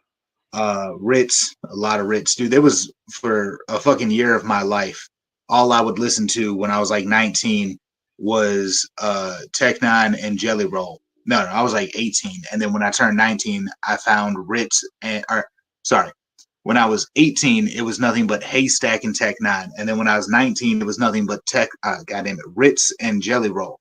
And then it was like that for like fucking years until I heard Cal Scrooby, and then he kind of took over. Um, but in between that, I mean, I listen to a lot of Tupac. I listen to um, a little bit of like old school grunge shit, weird grunge though, not like your typical grunge, like Collective Soul. Like I like Collective Soul. I humped a random stranger for a newspaper to give me tickets to Collective Soul, and I somehow still did not win. I didn't even know the guy. I mean, I got to know the guy. We became friends after I humped him, but they still didn't give me the tickets, which I thought was bullshit because we made it to the front page. I actually call us a chain reaction, a humpage, and the fucking tickets. Uh, Fuck, I listen to Prince.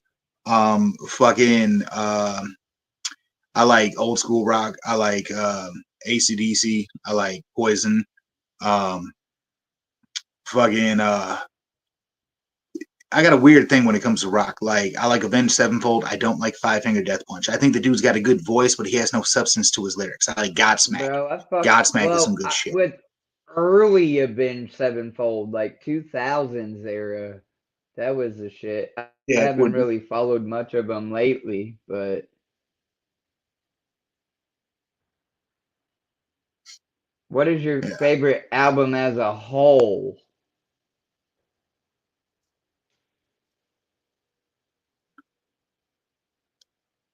Get rich or die trying.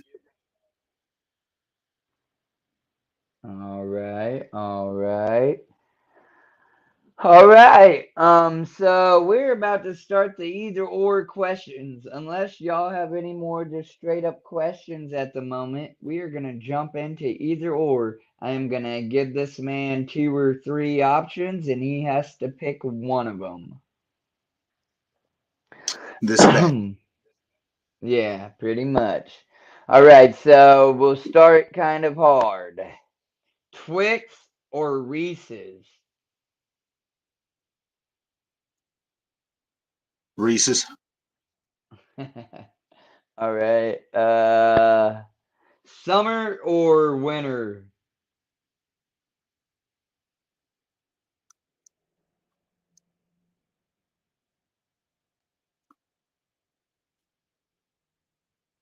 Man, see that one's harder.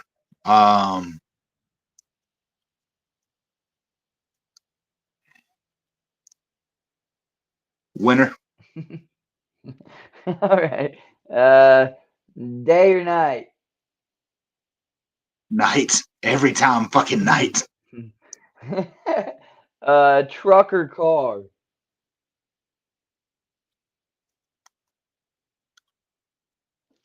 Uh, See, the ones that you don't think are going to be hard are going to be hard because I like to do side hustles. And I'm like, well, see, a truck would be better for a fucking side hustle. But then you drive a lot, so you like cars are better gas mileage. So as I weigh them out, I'm going to have to say a fucking car. Fuck gas prices. All right. I'll let burrito. I'll let Boots get one in. Tacos or burritos? I like tacos and burritos. Fucking burritos, dude. Fucking every time we go to a Mexican restaurant, I'm the guy that orders that like fucking 10-pound burrito and I smash it. My girl's trying to get me to do eating competitions. But burritos, every fucking time burrito. I got suckered in at work. I work with a bunch of fucking Puerto Ricans. And there's this one guy every week. He says, my friend, you get burritos. And I'm like, yeah, I do. Chinese or Mexican food? Mexican. All right. You're gonna take that I like soup. sweetheart of yours. Yeah. You're gonna take that sweetheart of yours out on a date. Are you going for a movie night or roller skating? It has to be one of those. Probably roller skating. The fact that you asked that now has me curious. What is your idea of what would you do for a date? All right. So now you're asking a better question. So I grew up in a house predominantly females. So for all the guys out there watching, let me give you a little insight. No man knows a woman 100%. I got a little bit of a cheat code where the typical man knows like 20%. I know like 70.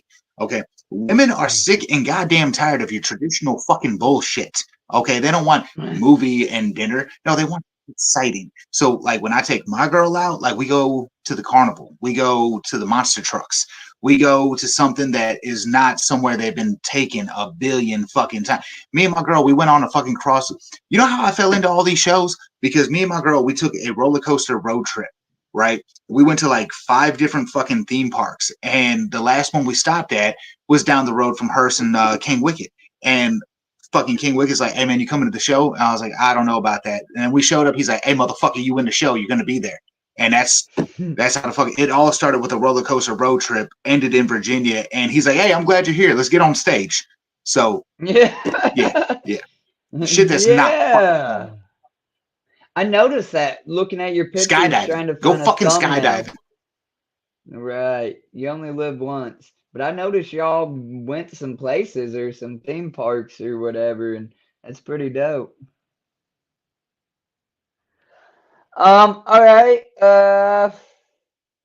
Pizza or pasta?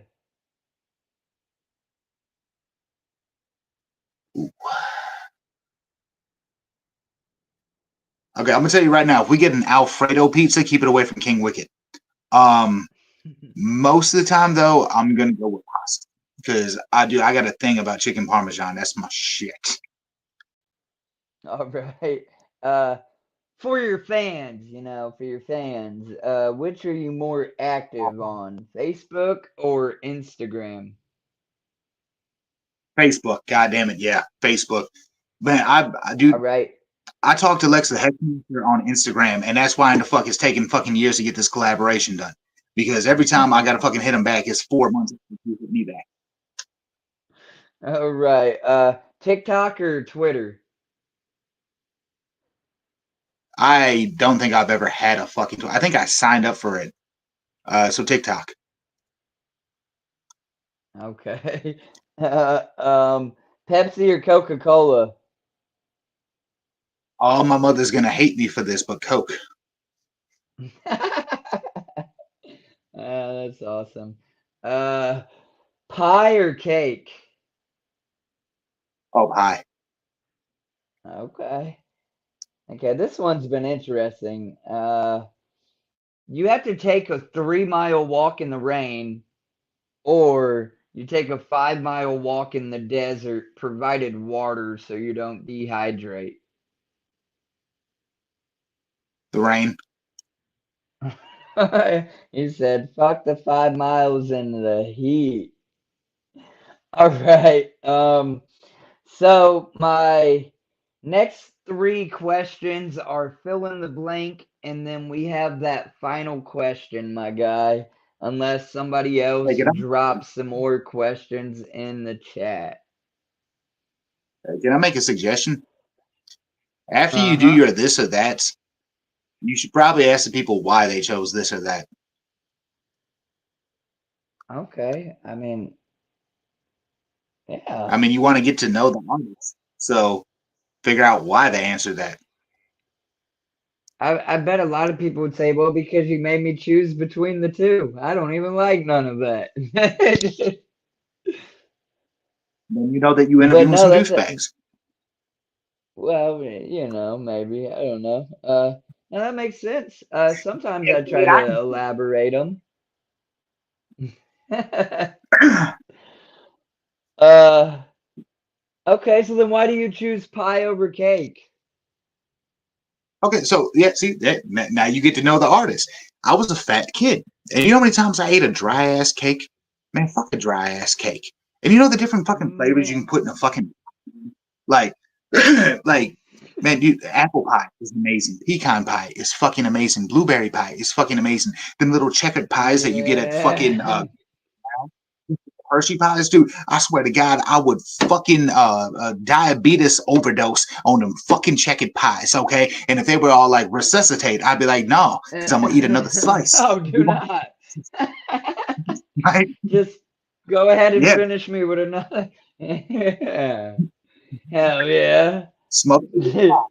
On top of that, this is slang for The fucking vagina. I never heard somebody say eat my cake. I mean, when they're talking about cake, they're talking about ass. Do you want to eat vagina? You want to eat ass? I want pie over cake. pie all day long. Man. All right. Surfing or skateboarding? I lied, I had another. Okay, I'm gonna go with surfing because And I've why? always wanted to. Yeah, see, yeah. So I've always wanted to learn surfing. I never actually had the opportunity. I tried skateboarding and I suck at it. I could ride a skateboard and I could even like go in on a half pipe, but I couldn't do no tricks or nothing. And I'm guessing I probably would never be able to stand up on a surfboard, but I would try it. And Shay said they didn't make a movie about somebody fucking cake, so that's another reason to choose Exactly. pie. Exactly. It was a fucking metaphor. The underlying tone of pie is pie. You ever heard the song, the rock song, Pie? The Rock loves pie, Yeah. you know? Uh, but it's actually stand on the last thing you said there. I tried snowboarding, and snowboarding is actually a little bit easier than fucking skateboarding. But the next thing I actually want to fucking try when I get out and actually travel the way I want to, I seen this shit called sandboarding, and I swear to God, I'm gonna break my legs fucking sandboarding because that shit looks dope as fuck. So what, like you're in some desert with some hills and you're just sliding down it on like a snowboard? That's exactly what it is. Yes. I would do it. I would Yeah. definitely do That's what I'm it. doing. A bunch of junior jackass videos. That shit still exists on the fucking internet, man. Dude, I am fucking. My brother used to say this about me all the time. He says, man, for a smart guy, you do a lot of dumb shit. That's me. Nice, nice. That's awesome. Human centipede doesn't count, Shay? Oh man, that was gross. I wasn't even there, but then I seen the picture afterwards. Dude, Uh, my extent of knowledge, man, I never actually watched the movie, but I seen that one episode of South Park, and I was like, right to cut off. right. Um, all right. So, a fill in the blank. My favorite vacation was blank. And if it ain't a vacation, you said you and your old lady's been a bunch of places. It could be your favorite trip with Technically, that was her. our vacation. We both worked for this place that made parts for Honda and Toyota, but we worked on the Honda side. Both them plants, Honda and Toyota, 2 weeks out of the year they shut down. So it was actually the mid-year shutdown for Honda that we got a vacation, and that's what we did with the vacation. We went roller coaster hopping and ended up in Virginia on stage with King Wicked and Hearst. Yeah, that was Hell probably my yeah. favorite fucking vacation. Yeah. That's freaking dope. All right. The bike I had most as a kid was blank. Okay.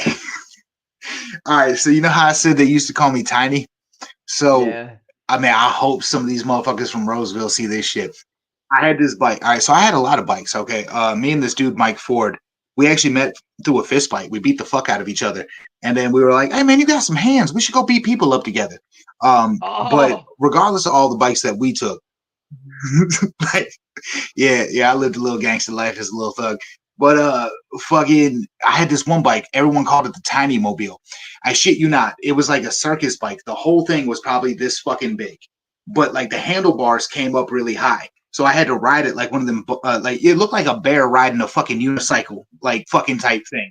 But I would ride it every right. fucking where, dude. It looked like a toddler's fucking bike with full grown handlebars on it, and everyone called it the Tiny Mobile. That Bruh, like it was That's so dope. fucking small. I didn't have to chain it up. I could literally pick it up, put it in a backpack, and walk in the mall with it. So was it like one of those legit clown bikes, or how? You just was it made for a kid, or I mean, obviously you said you've been a big boy your whole life, pretty much. It held your weight, right? Like that's kind of dope. Little Bruh, like, I don't even remember how the fuck I got the bike. I don't know if like my mom showed up with it one time and just was like, "Hey, you like ridiculous shit," but it had like it didn't even have paint on it. It had like primer on it. So I don't know if it was a toddler's bike, if it was a midget's bike, if it was a circus bike. I don't know what the fuck it was, but it was a tiny ass little bike that actually had full grown fucking handlebars on it. And dude, I don't even remember what the fuck happened to that bike. But I know every time I rode it around, motherfuckers was obsessed with it. Everyone's, oh, dude, let me ride the tiny mobile. Like everybody. It was the greatest fucking world for like an entire fucking summer. listen, I expected you to say Mongoose or Next or Haro or a Roadmaster or a Huffy or whatever. This man said I had a fucking clown bike and I loved it. Dude, that's epic. I didn't have no clown bike. My first bike was a Huffy though. I remember getting it. That was pretty dope. Well, as like a I don't know, I think at 11 or 12, my first big bike, 20 inch or whatever. Um all right, the sport I played most as a kid was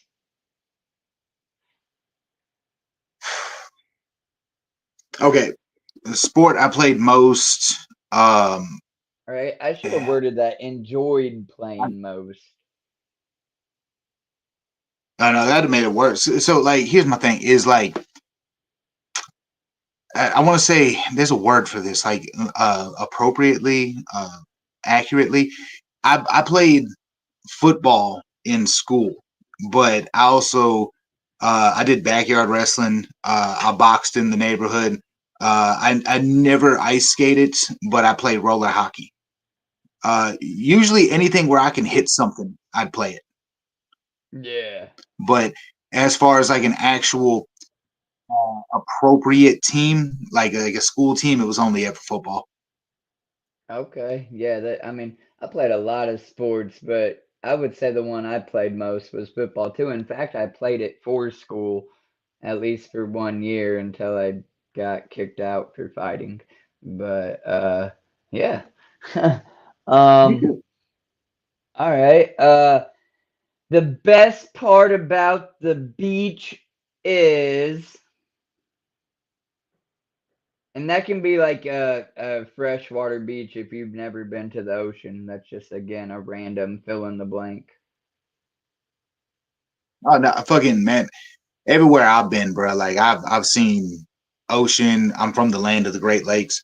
There is nothing good about Metro Beach. Don't let them lie to you. Fucking, I don't know, fucking bitches damn near naked. I don't know. That's probably the best thing about it. Right, right. All right. If so this ain't a fill in the blank. This is kind of like a choice question, but it's a worded one. If you had to eat fast food for the rest of your life and you could only pick two fast food restaurants, what would they be and why?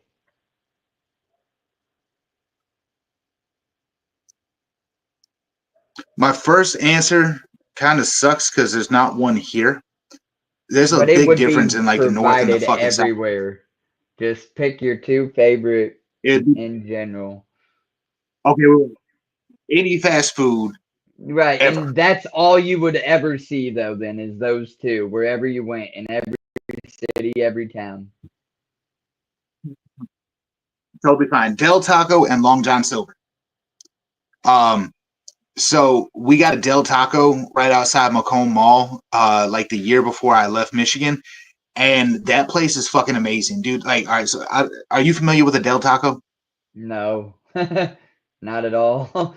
I'm from So Illinois, it, Missouri, and I've been to like 5 states, but didn't do a whole lot of stopping on the way through. Like I've been to Alabama and crossed through like 3 or 4 states that way, and then I don't know. So most definitely not. so Del Taco's originally like a West Coast fucking place, right? Um, I don't even know why in the fuck we got it at Michigan or in Michigan, but this place is like if you took a Taco Bell, a Burger King, and a Dairy Queen and fused it into one spot. Like you can go, it's called Del Taco, and they have these giant, massive fucking burritos, which we've covered. I love my burritos. Mm. Fucking, you see, Boots know what I'm talking about. I read that shit. He know what I'm talking about, bro. Yeah. Like you can get tacos and burritos. You can get burgers. You can get chili fries in that bitch. You can get fucking ice creams in that bitch, bro. You can get just about anything in that mother. It's like the fast food Golden Corral. That and it's amazing and it's really good fucking price. I don't know about now with inflation and shit, but when I was like 15 years old, you could walk in there and get like a 5 pound burrito for like 89 cents. Okay, I mean it was only fucking beef and bean, or maybe it was bean and cheese, whatever the fuck it was though. And then Long John Right. Silver, because fucking where I live, all we got is Captain D, and it tastes like a fucking knockoff. It's like wanting to go to Walmart and all you got is a Kmart. By the way, I used to do advertisement. I helped kill off all the Kmarts. Yeah. Fucking, but dude, Long John, that was that. So I grew up really attached to my grandfather, and my grandfather. I grew up weird, man. Like I grew up like right outside the hood. Lived in the hood a lot, but uh, most of the time I'd be over at my grandpa's house, and my grandpa was a two-time war vet who grew up in North Carolina, and it was like conflicting the way I grew up, man. I guess that's just the reason why I am the way I am. But like I was the only motherfucker in the hood that could tell you what a rototiller was and that I would eat pheasant stew, I'd eat rabbit and shit. But my grandfather had a real soft spot for like fucking seafood. And Long John Silver was like the only my grandparents hated each other. I don't know how in the fuck they made it as long as they fucking did. But the only thing they could agree on was they both like Long John Silver. And that was the thing that we would do when I was a kid. Like, hey, man, we're going to go to Long John Silver. Fuck yeah, we going to Long John Silver's, motherfucker. So, Right. Long John Silver. Hell yeah. That is dope. Um, the people that are left in the chat right now, if you guys have any last minute questions for this man, please put them in the chat now. We've been live almost, not quite, but almost 2 hours. And really, I mean, I'm gonna allow him to, like, there's an open floor point where he can kind of just discuss whatever before he gives some shout outs. But I personally only have one question left in the book, and he actually kind of came up with it and told me that I should start asking people. And I've only asked a few of the artists so far since because of the time frame of the stream and whatnot. And obviously, you don't care how long this one goes, so it's your question. I'm going to ask it. Yeah. See, normally I ask that one with the Pepsi or Cola because people hit me with, well, I don't like either. And then I'll be like, well, what's your favorite Fago? So, Brandon, what's your favorite Fago?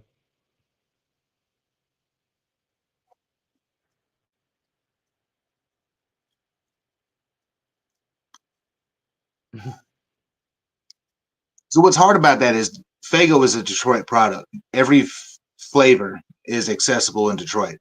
I remember walking into the party store and there'd be like 3 coolers full of that shit. But where I live now, Gee, they have go ahead, very few. rub it in my face. No, I'm just kidding. Yeah. Yeah, I love telling everybody that. Like, man, fuck it out. When I came to the South, like, dude, down here in the South, man, they got cola, red pop, root beer, rock and rye, maybe orange. They're starting to get more flavors now. Rock and rye is always my safe go-to. Like when there's not all the flavor options, it's always going to be rock and rye. But when I have access to all of the fucking flavors, jazz and blueberry. So Blue Raz is pretty good. I would say my go-to is Firework. If it's to the basic flavors, like I'm somewhere that don't have all the good kinds, I will settle for some orange Fago or cotton candy. Um, Not to drink all the time, but just every once in a while, that candy apple is pretty good. And I know they have a green apple out, and I have not tried that, so I can't speak on that. And there are plenty flavors that I still have yet to try. So, but out of my go-to, like, I don't know, the Firework is my main consistent, and that Dreamin's pretty good, but I don't even want to drink that all the time. I haven't tried that one. I just seen that popping up in pictures. Is that new? The Dreamin'? Yeah. Yeah, well, I think they brought it out last year or the year before or something, but it's fairly new. I mean, it pretty much tastes like the Dreamsicle. You take that shit and pour it over some vanilla ice cream, and it's pretty good. It's pretty good. How about that? What's your favorite kind of ice cream?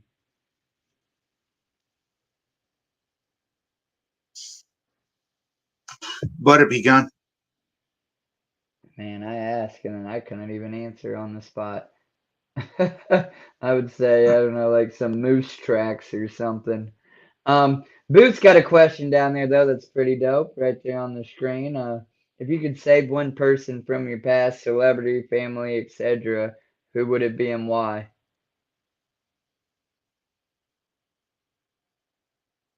My sister. Okay, that's dope.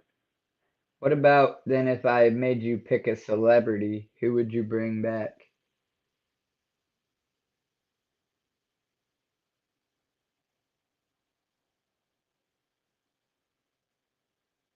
Ray Liotta. I don't even know who that is. Who is it?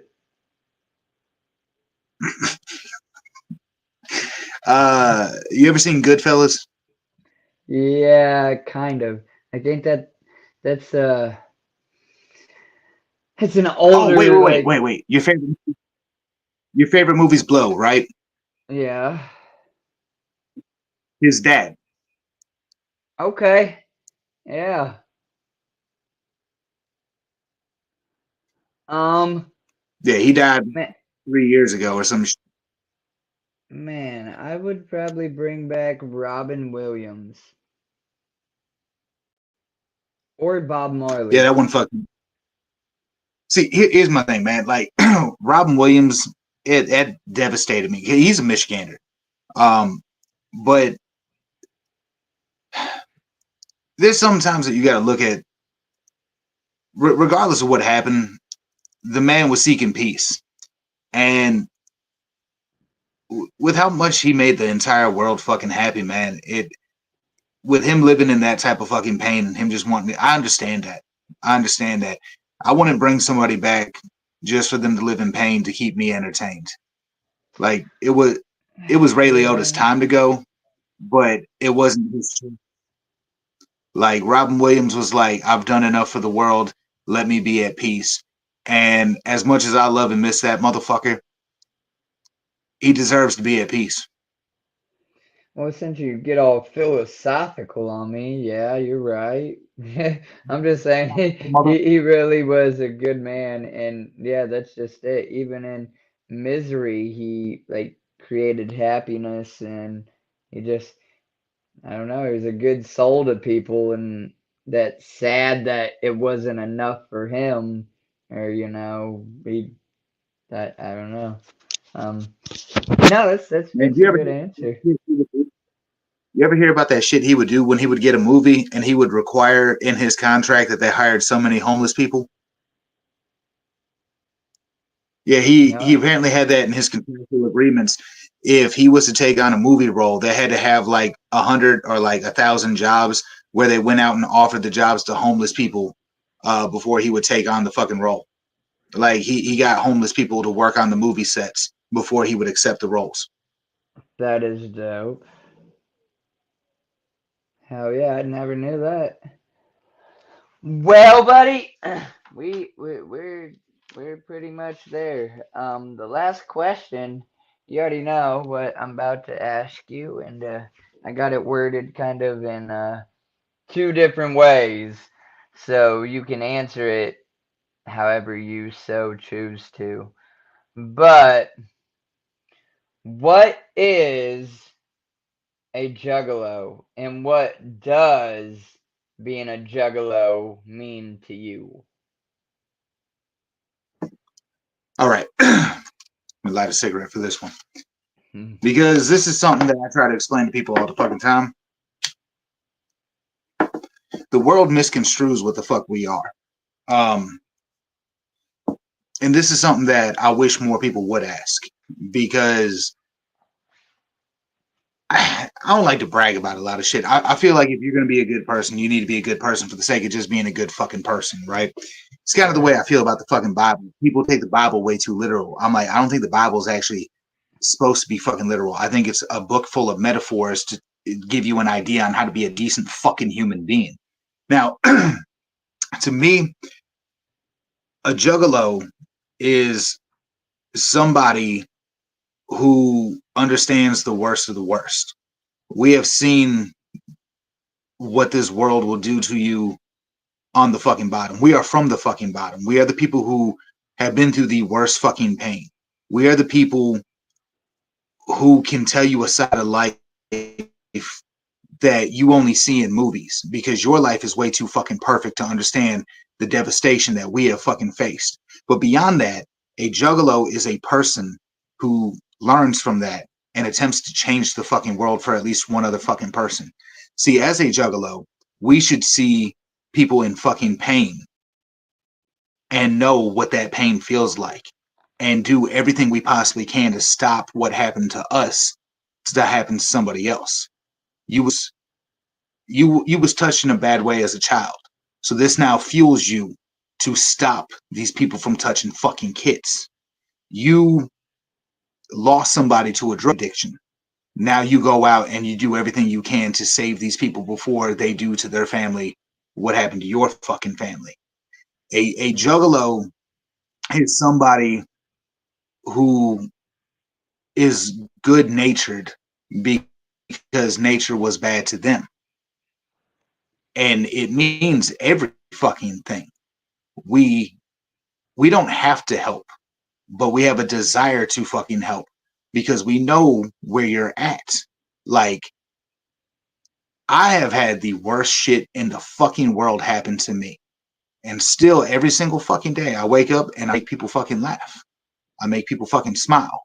And when I see them going through some fucking shit that I myself have fucking faced, people like Boots and fucking Rever in here, and they can tell you, Keto, I don't know if Keto's still here, but Keto, Rev, Boots, they have seen me through some of my hardest fucking struggles. And they know exactly what the fuck I'm talking about here. And because I've gone through that shit where I wanted nothing but the peace of fucking death, that we'll just call it God, because I don't know what the fuck it really wants to be called, will not allow me to fucking die. And I think me speaking like this is the reason why it won't let me die. Right. Every time there was a guy I worked with one time, and I would go out of my way to help him. I'd go out of my way to help a bunch of people. And every time he'd ask me why, I'd say because I'm a juggalo. And he himself claimed to be a juggalo. But even he looked at me one time and he said, that can't be the answer to everything. And I'm like, then you got this all fucked up, because being a juggalo is the answer to everything. Juggalo is not, I'm a fan of ICP. So I'm a juggalo. Yeah, well, you know what? I like Slipknot.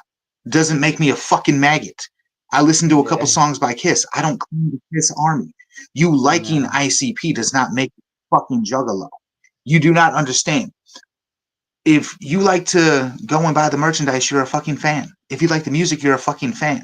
But if you were 16 years old and you're pissed off because your daddy didn't buy you a brand new Mercedes, we have two completely different problems. I cannot understand your rich ass fucking problems. What I can Bruh. understand is this motherfucker who's getting evicted. What I can understand is this motherfucker with a goddamn drug addiction. What I can understand is a father who's in court battling for his fucking children. And these are the people that I can reach because they have real fucking problems, the same problems that I have had my entire fucking life. If you are out for personal gain and you are not here to help people through their own struggles, I can't look at you as a juggalo. You can give me all the whoops you fucking want. You are not getting one to fuck back because you are not worth the fucking breath to waste a fucking whoop on. It is beyond personal to me. And the reason why I say people need to ask that more is because people like to pussyfoot the fuck around. You know, you've been down for a while. You remember the commercials that fucking Violent J used to put out there? We are the select few. I don't know how Yeah. in the fuck Google's going to tell me that there's 2 million juggalos. 2 million is not a select fucking few.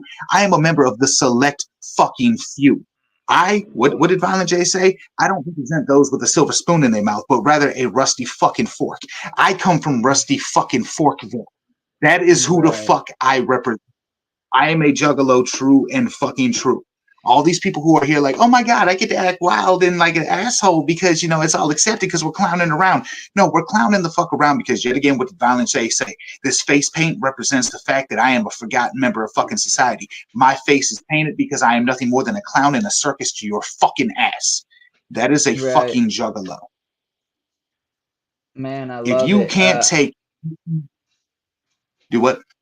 No, go ahead. I was just gonna say, like that's how I kind of, I don't know, I tie in with my little video. I done a video and I don't even think it's on this channel. I technically shared that video on a different channel, my fish channel, but it's linked in to every video that I make on this channel.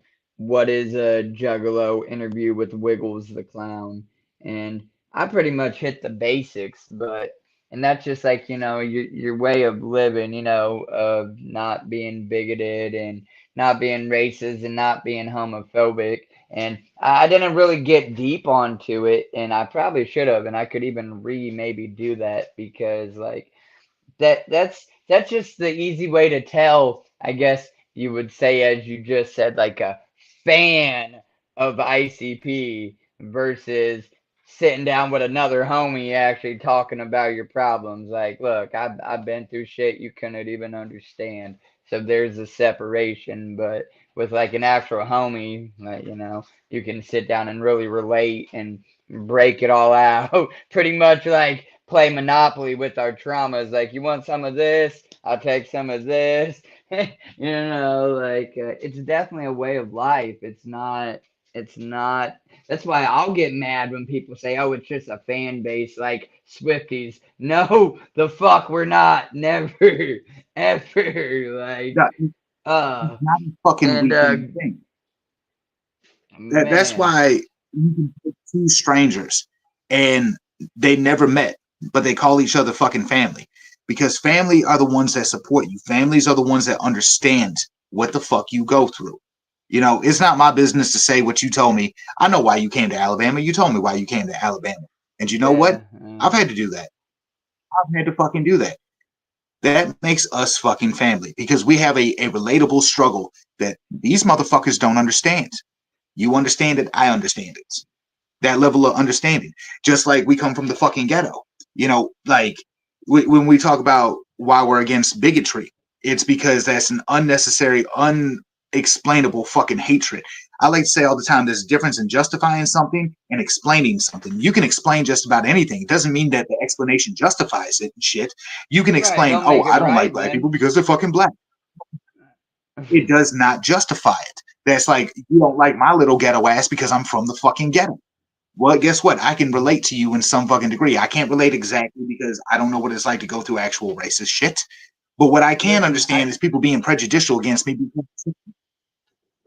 Do what? if listen, if and I don't like to give them any kind of credit, validation, nothing like that. Like I'm quite happy that I feel I made my neighbor take down his Confederate flag just by playing the whole fuck your rebel flag playlist all summer long. And one day it finally just came out of his window. But my point is like if if I asked a redneck or a Ku Klux Klan member, an Aryan Brotherhood member, like, well, why do you, why are you this or whatever? And they're like, well, I hate black people because they've ganged up on me or whatever. Like, that's a bullshit answer because I've lived in East St. Louis and I've been jumped by where I'm the minority, I'm not the majority, you know what I'm saying? And I'm still not racist. It's just it's a shitty thing, you know what I'm saying? And like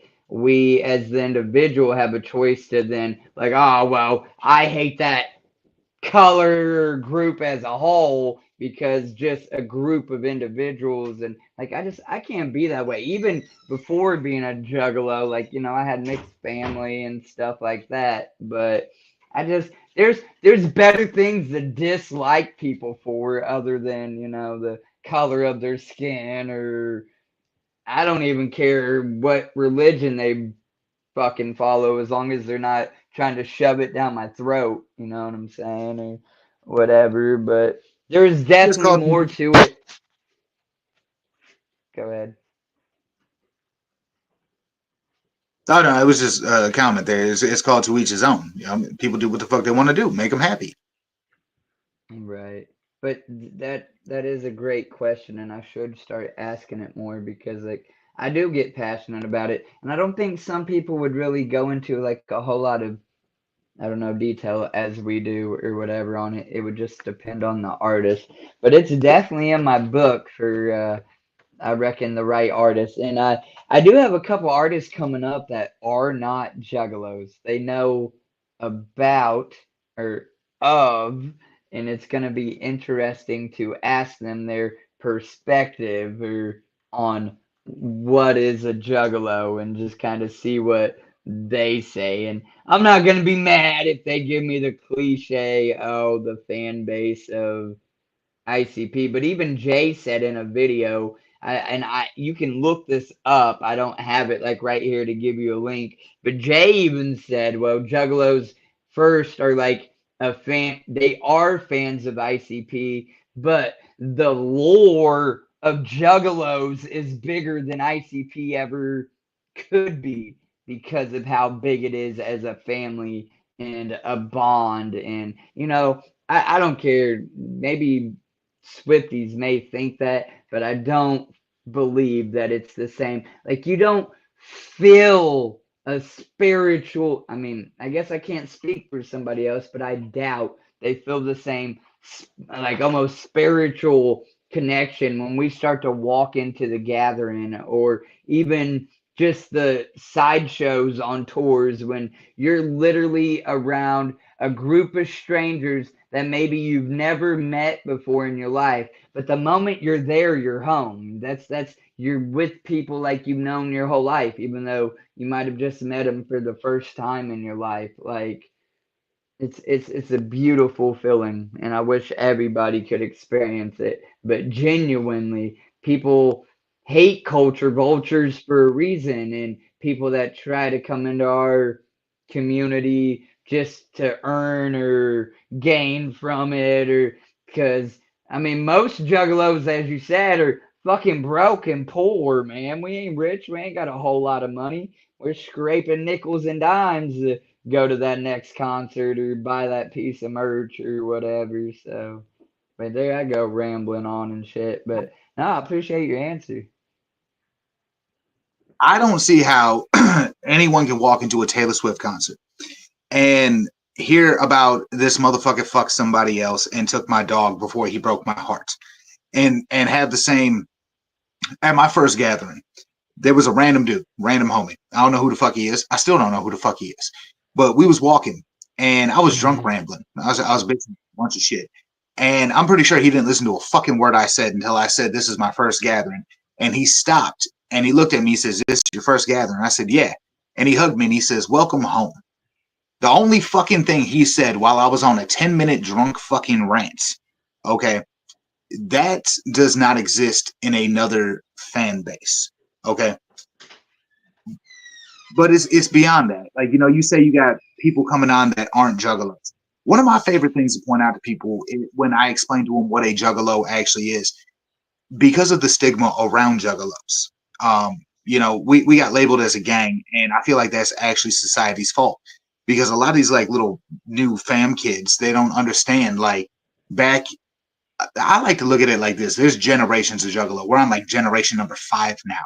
Okay, I'm like second gen juggalo. When I was growing up in this Right. shit, we actually had to fight people that did not like us for us. See 2, 3 people walking with a Hatchet Man shirt on, motherfuckers wanting to fight you because they didn't like juggalos. Okay, I literally bled for this fucking shit. I seen Right. my homie get hit in the head with this shit. Okay, fucking the stigma around juggalos, because people take advantage of the culture and act stupid with it. A lot of people who are actually real juggalos do not claim to be juggalos. Some people do it out of respect. Some people do it out of embarrassment. Okay. Like, I know this dude, Tommy. I met Tommy when we was in jail. Me and Tommy, we kicked it after we got out of jail. Tommy is 100% pure fucking juggalo. But he's like, I'm not one of them fucking people. And I'm like, yeah, you actually are. You just don't realize it. On the other hand, the other fucking coin. On the other side of that fucking coin, people like Zach Tier. Zach Tier, out of respect, will say, I'm not going to claim to be a juggalo. But I got to know Zach Tier, and that motherfucker is 100% pure fucking juggalo. He's just like, I'm not a big fan of ICP. How can I claim it? Bro, you don't understand. It's a breed of people. It's not a fan of music. It's a certain cut from a fucked up, raggedy ass, overused cloth, and you are a piece of that fucking cloth, my guy. Right. I don't know if this is a joke or a real question, but Misty said, I Oh, have a question. Ask Brandon what's unique about his eyes. can you see that? Oh, whoa. Yeah, What's up with your eye? it's called an iris koa boum.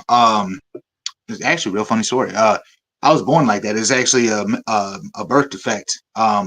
So when my pupil was being formed in the womb, it didn't actually fully like seal.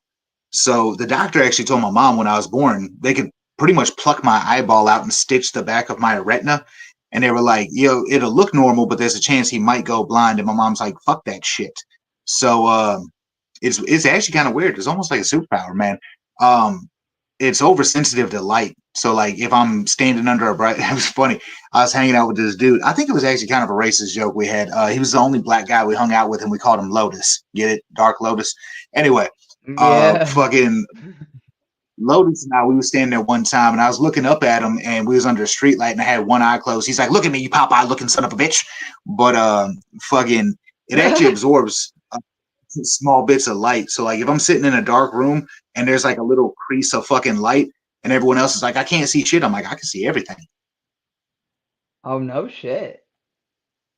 Yeah. You got Like like I a can't see in the built-in flashlight. yeah.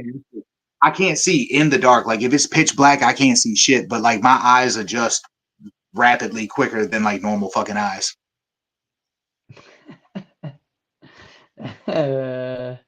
Wow, that's neat. I definitely wouldn't have known that, and I'm sure other people wouldn't have known that. Uh, It's yeah. funny how shit changes too. In elementary school, I was a freak. Made it to high school, and all the bitches was like, "That's sexy as fuck." So I guess in the end, it's the scrubs who won, right? Yeah, right. I was a little nerdy kid. I don't think I was all that cute. Maybe when I was like 3, I had curly blonde hair and my blue eyes kind of prevailed, and then it was like ugly, and then I don't know, I got older and maybe I'm a little less ugly now. But what Right. is I had an Bean ugly Beanie Cat Man?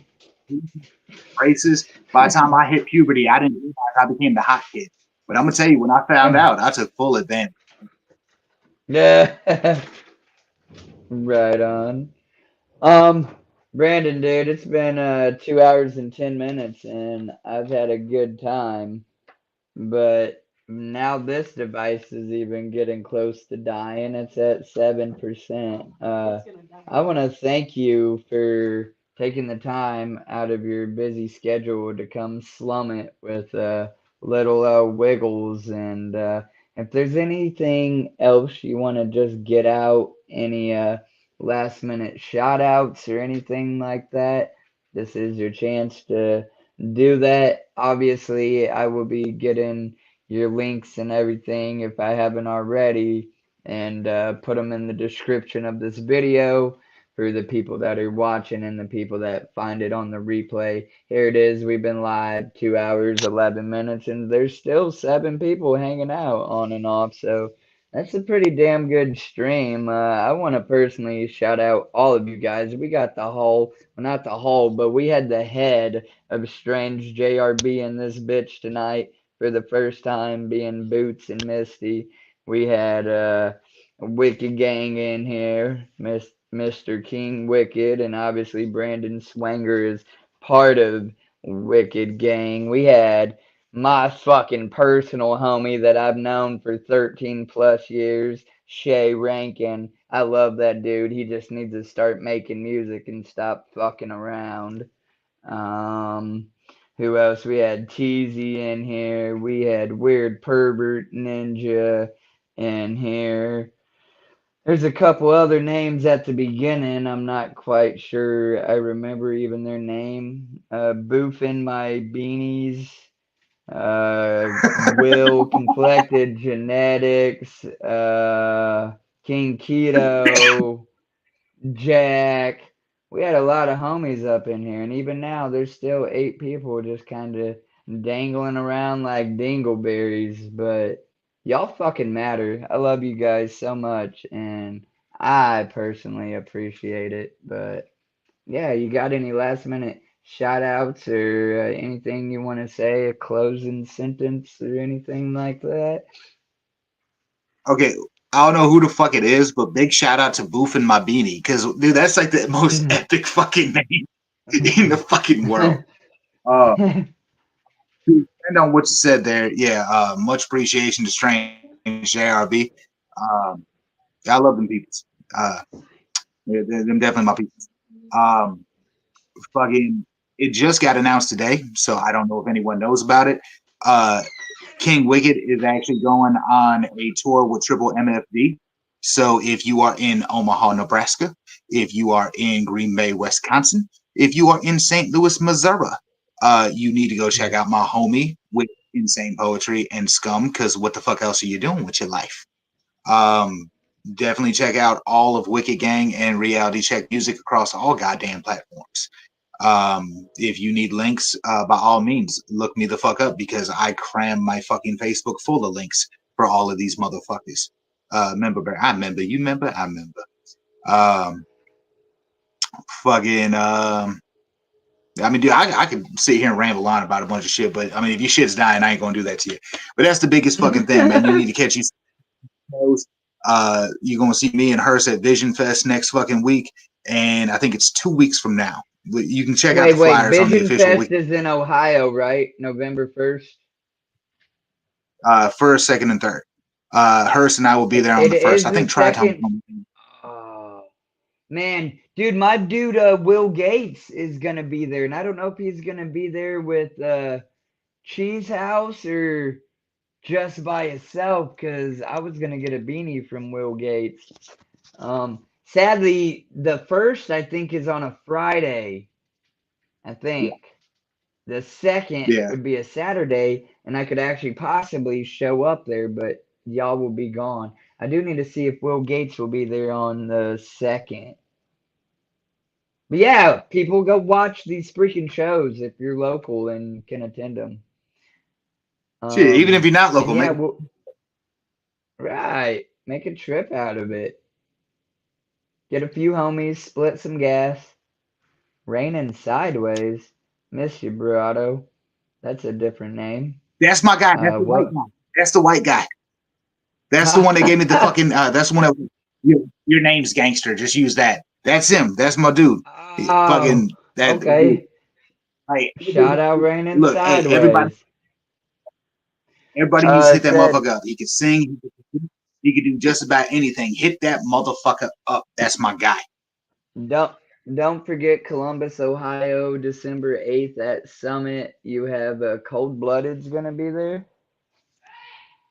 No, that's a cold-blooded tour. That's with Skiro and Jay Oh, Villain. And matter of fact, if y'all need tickets for that, Red Finesse and Boots have the tickets. okay.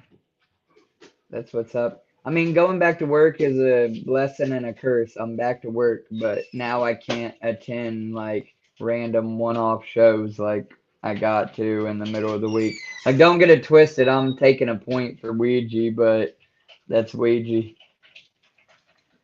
Silver But Stature fucking in Hearst at is the opening up end. for week. Whoop, whoop.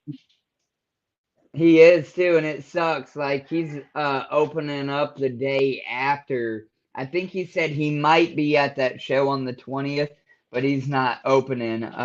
Siamese Goat God or whatever is gonna be opening Acid Cult for Ouija on the 20th. So I am kind of excited for that one myself, but I'm just really excited for Ouija. That's my cousin, my ugly cousin.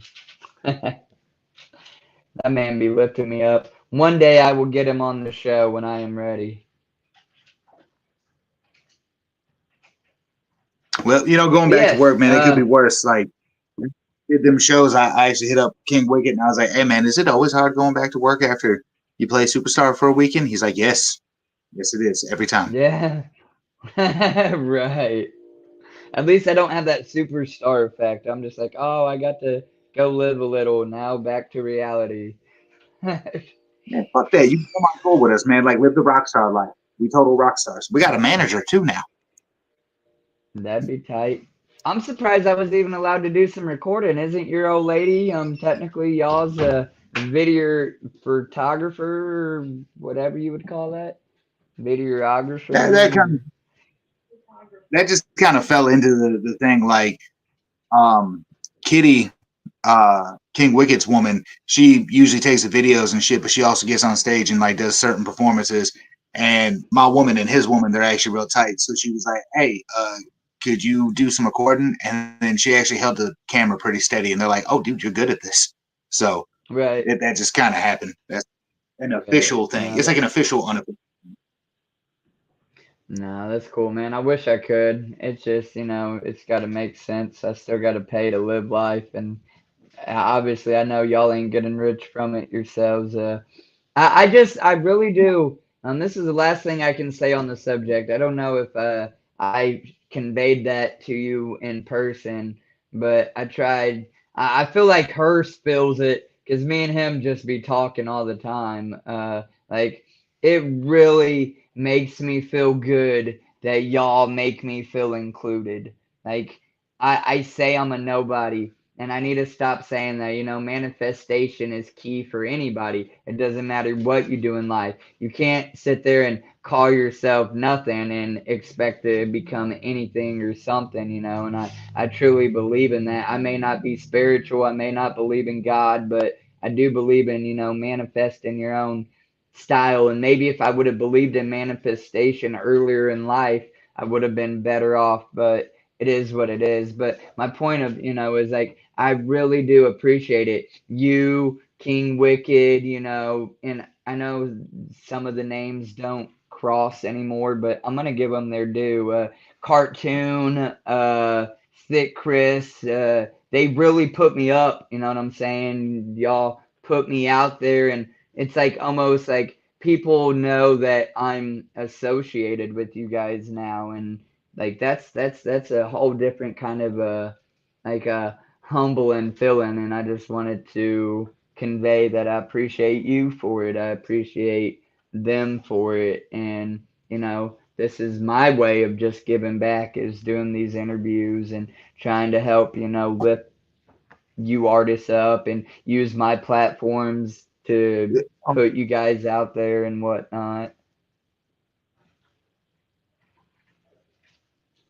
Hold on. There's something that you had said there. I actually want to touch on. Fucking first of all, Hurst said it the best. Like, we need people like you. Like, you do not know the crucial role that you play in the development of an artist's status. But the thing that you had actually said that I want to touch base on, because I don't think anyone's actually said it publicly, and I don't give a fuck. I'm gonna say what the fuck it is. I still talk to Cartoon from time to time, which is funny because we had a beef for a while. But as a matter of fact, I'm sitting here waiting for a couple projects coming back from fucking Cartoon. But talking to Cartoon and talking to King Wicked, they two grown ass motherfuckers about it. They have their personal opinions about each other, but like they respect people's individuality, both of them. Fucking Hearst fucks with both of them. I fucks with both of them. Like, there is like no hard feelings about crossing over fucking names. They just doing their own fucking thing. Don't get me wrong, Cartoon's a little man. I'm little man. Okay, fucking King Wicked, you a grown man. So I mean, they never hesitate to put their names in the same fucking sentence, man. Like, they're both professional. Let's put it that way. Right. And you guys have, and they have. I would be lying if I haven't said it. Like, Thick Chris and Cartoon has literally been like, look, I want you to peep this, and it's not even out yet. That Fun Dip song that they done, I got to hear it like 2 weeks early. Who can say that? I don't know who. I know I can. And that made me feel like really cool, It made me feel really special. Like I bumped it on my Bluetooth speaker before it was on Spotify for people to bump, and like I don't know why y'all maybe just that just ties in that we're all homies, and I guess we all have a mutual connection, and he's in the chat, that dude right there. Or something. But yeah, I'm forever grateful for the opportunity that you guys have then therefore given me, or I guess included me in. So like you just said, like, man, if you could come out on tour with us. But I know financially, you know what I'm saying, it wouldn't make sense. I couldn't do that. I would like to though. Like if I get, I don't know, a few days off or whatever, and I can actually attend a couple spots with you guys. Me and my old lady set up talking about like it was cool getting to see you guys perform and all of that. But the fucking whisper party is where it was at, man. At 4 o'clock in the morning at the Airbnb.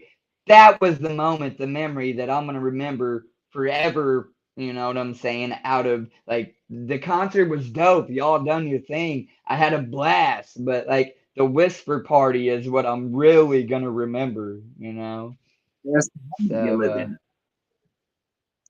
Bro, look, yeah. like, just like you recognize real Juggalo, recognize Juggalo. Like, we see the Juggalo in you. and that's why you are that fucking guy. Hell yeah. I appreciate it. It's all love. I love you guys so much. I love all juggalos. If you really are a juggalo to the core, I fucking love you. There is no faking it to make it with me. If you can look at me, meet me in person, and just know I'm weird as fuck, but that's okay. I'm okay with that. I would love to be Yeah. security. Just buy me jerseys, give me merch. That would be dope to go on tour. Yeah, I would just be their hype man, Silver. I'd be in the background. I'd run up on stage, face painted up, act a fool real quick, and then hop off and start recording. You was already the hype man. If you look at all of our videos, you're like right next to stage doing this shit the whole fucking show. Yeah. Hell yeah. It was a blast, man. I wish you guys had more local concerts. I wish you guys took some freaking shows in Indianapolis. There's two venues there that King Wicked needs to get with fucking Aaron Smock, I think is the name of one of the owners, and he's an underground rapper. But at the it's called the Maryland Rose Center, and it's a venue in Indy, and it's pretty tight. That's where I went and seen Hex. And then they have the Black Circle in Indy, and that's where Ouija's gonna perform at. Like, there's spots. I can't say I don't know how the whole booking and promoter and contact that shit works. That's on y'all, but I can give you names of venues, and it'd be dope if y'all could schedule some more shit around Indiana so that I could definitely come see you more and shit. Well, I mean, this is kind of the way it works, man. Like, um, you met our manager. King Wicket's woman is actually the one that manages us. So if we can get that information to her, King Wicket's the one that says, "Hey, we got to go here," and me and her are like, "All right." So Right. that's Right. that's how. Well, I'll have to tell her, and I'm sure I can get that at least one of the like I don't know what you would call them, promoters or the venue owner or whatever. I'm sure I could at least get one of them, and then they could probably connect about the other one as well. Like I know they're always having concerts, man. So again, I'm sure it would have to be worth your while. Y'all drove fucking clear across the country for a show that didn't even pay. So I don't know what makes sense, make it make sense. I don't know. But yeah, it'd be dope. We're technically band and became the number one independent artist. Um, but like we're trying to get the fucking word exposed. So I mean, like I said, they say we're going here, and I say okay. You're right. Shay said I can always make it to Indiana. I don't mind driving. Hell That yeah. motherfucker proved it. Yeah, he did. He drove 4 hours and then 2 hours out his way to get me to go 2 hours. Fucking Well, what crazy he said, ass. I drove 60. My dude. Yeah.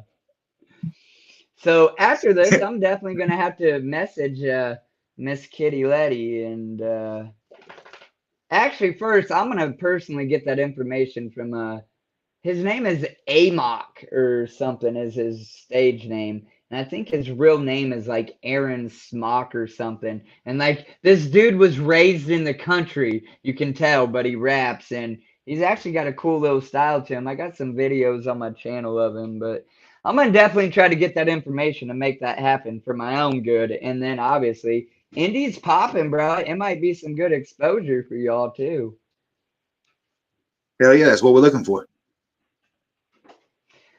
Well, man, I'm gonna get your links and all of that, but we have went 2 hours and almost 30 minutes Yeah. coming to Ohio, right, Shay? I tried to drag him to Ohio, maybe. Look, Shay, for real, that's what you should do. One of these weekends, even if there's not a concert, you need to come to me and we're gonna drive the hour to Boots and Reb's house. Because I didn't realize they lived in Ohio until after the gathering. And it'd be cool to just go kick it with them to kick it.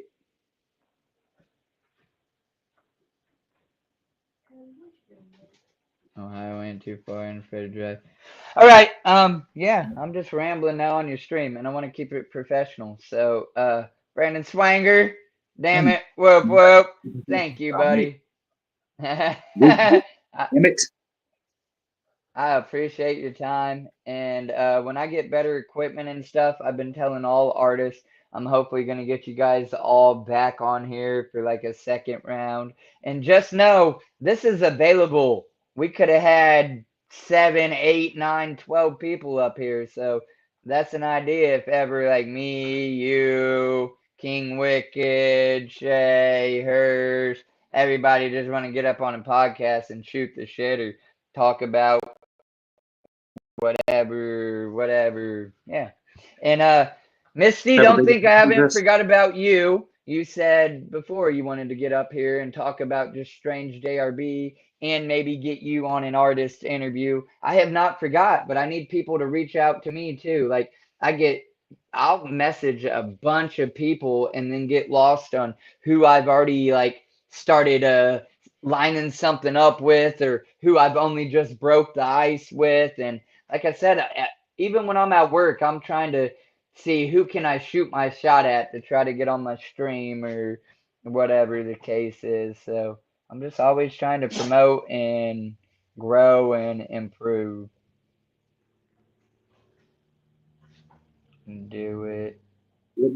Real Whoa, like whoa. Rev Rev has like the potential to be like the dopest female artist. I've been telling her that shit, man. Um, but on some real shit, man, if you do like a strange JRB podcast, I'm gonna tell you, you need X knowledge and Ice Gemini in that bitch. Like, bruh, like trust me, those are two of the most juggalo hardcore motherfuckers they got over that way. I'm not even sure. I think I've heard the names, and I'm sure Misty, that would be on you. Like that's what I mean. I need y'all to really, I guess, do your part then. And I don't want to sound rude, cocky, or nothing, but like make it Yeah, make you gotta it know make who they sense, are. make it happen. You know what I'm saying? I don't know these people, so you would have to be like, look, we're gonna do this strange JRB podcast. You're strange JRB. I need you to be here on this day at this time using this advice. You know, because I can't. I don't know people. All I can say is all I get to do is set it up, create the date, the time, create a thumbnail, throw it on there, and then say go live and hope that you guys show up.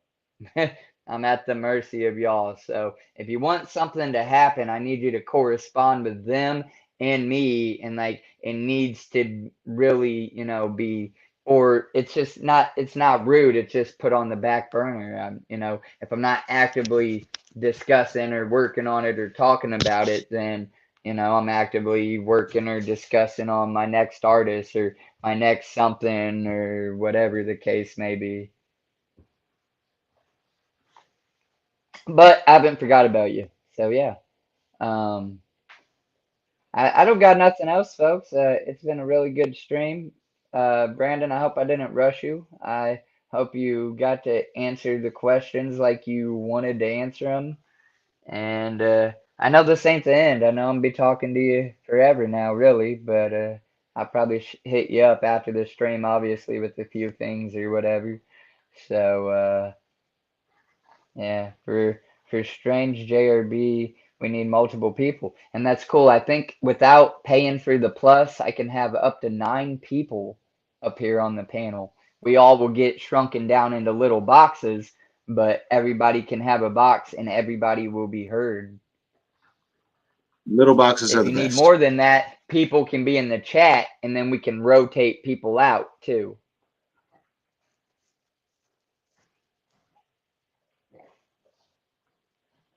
But yeah.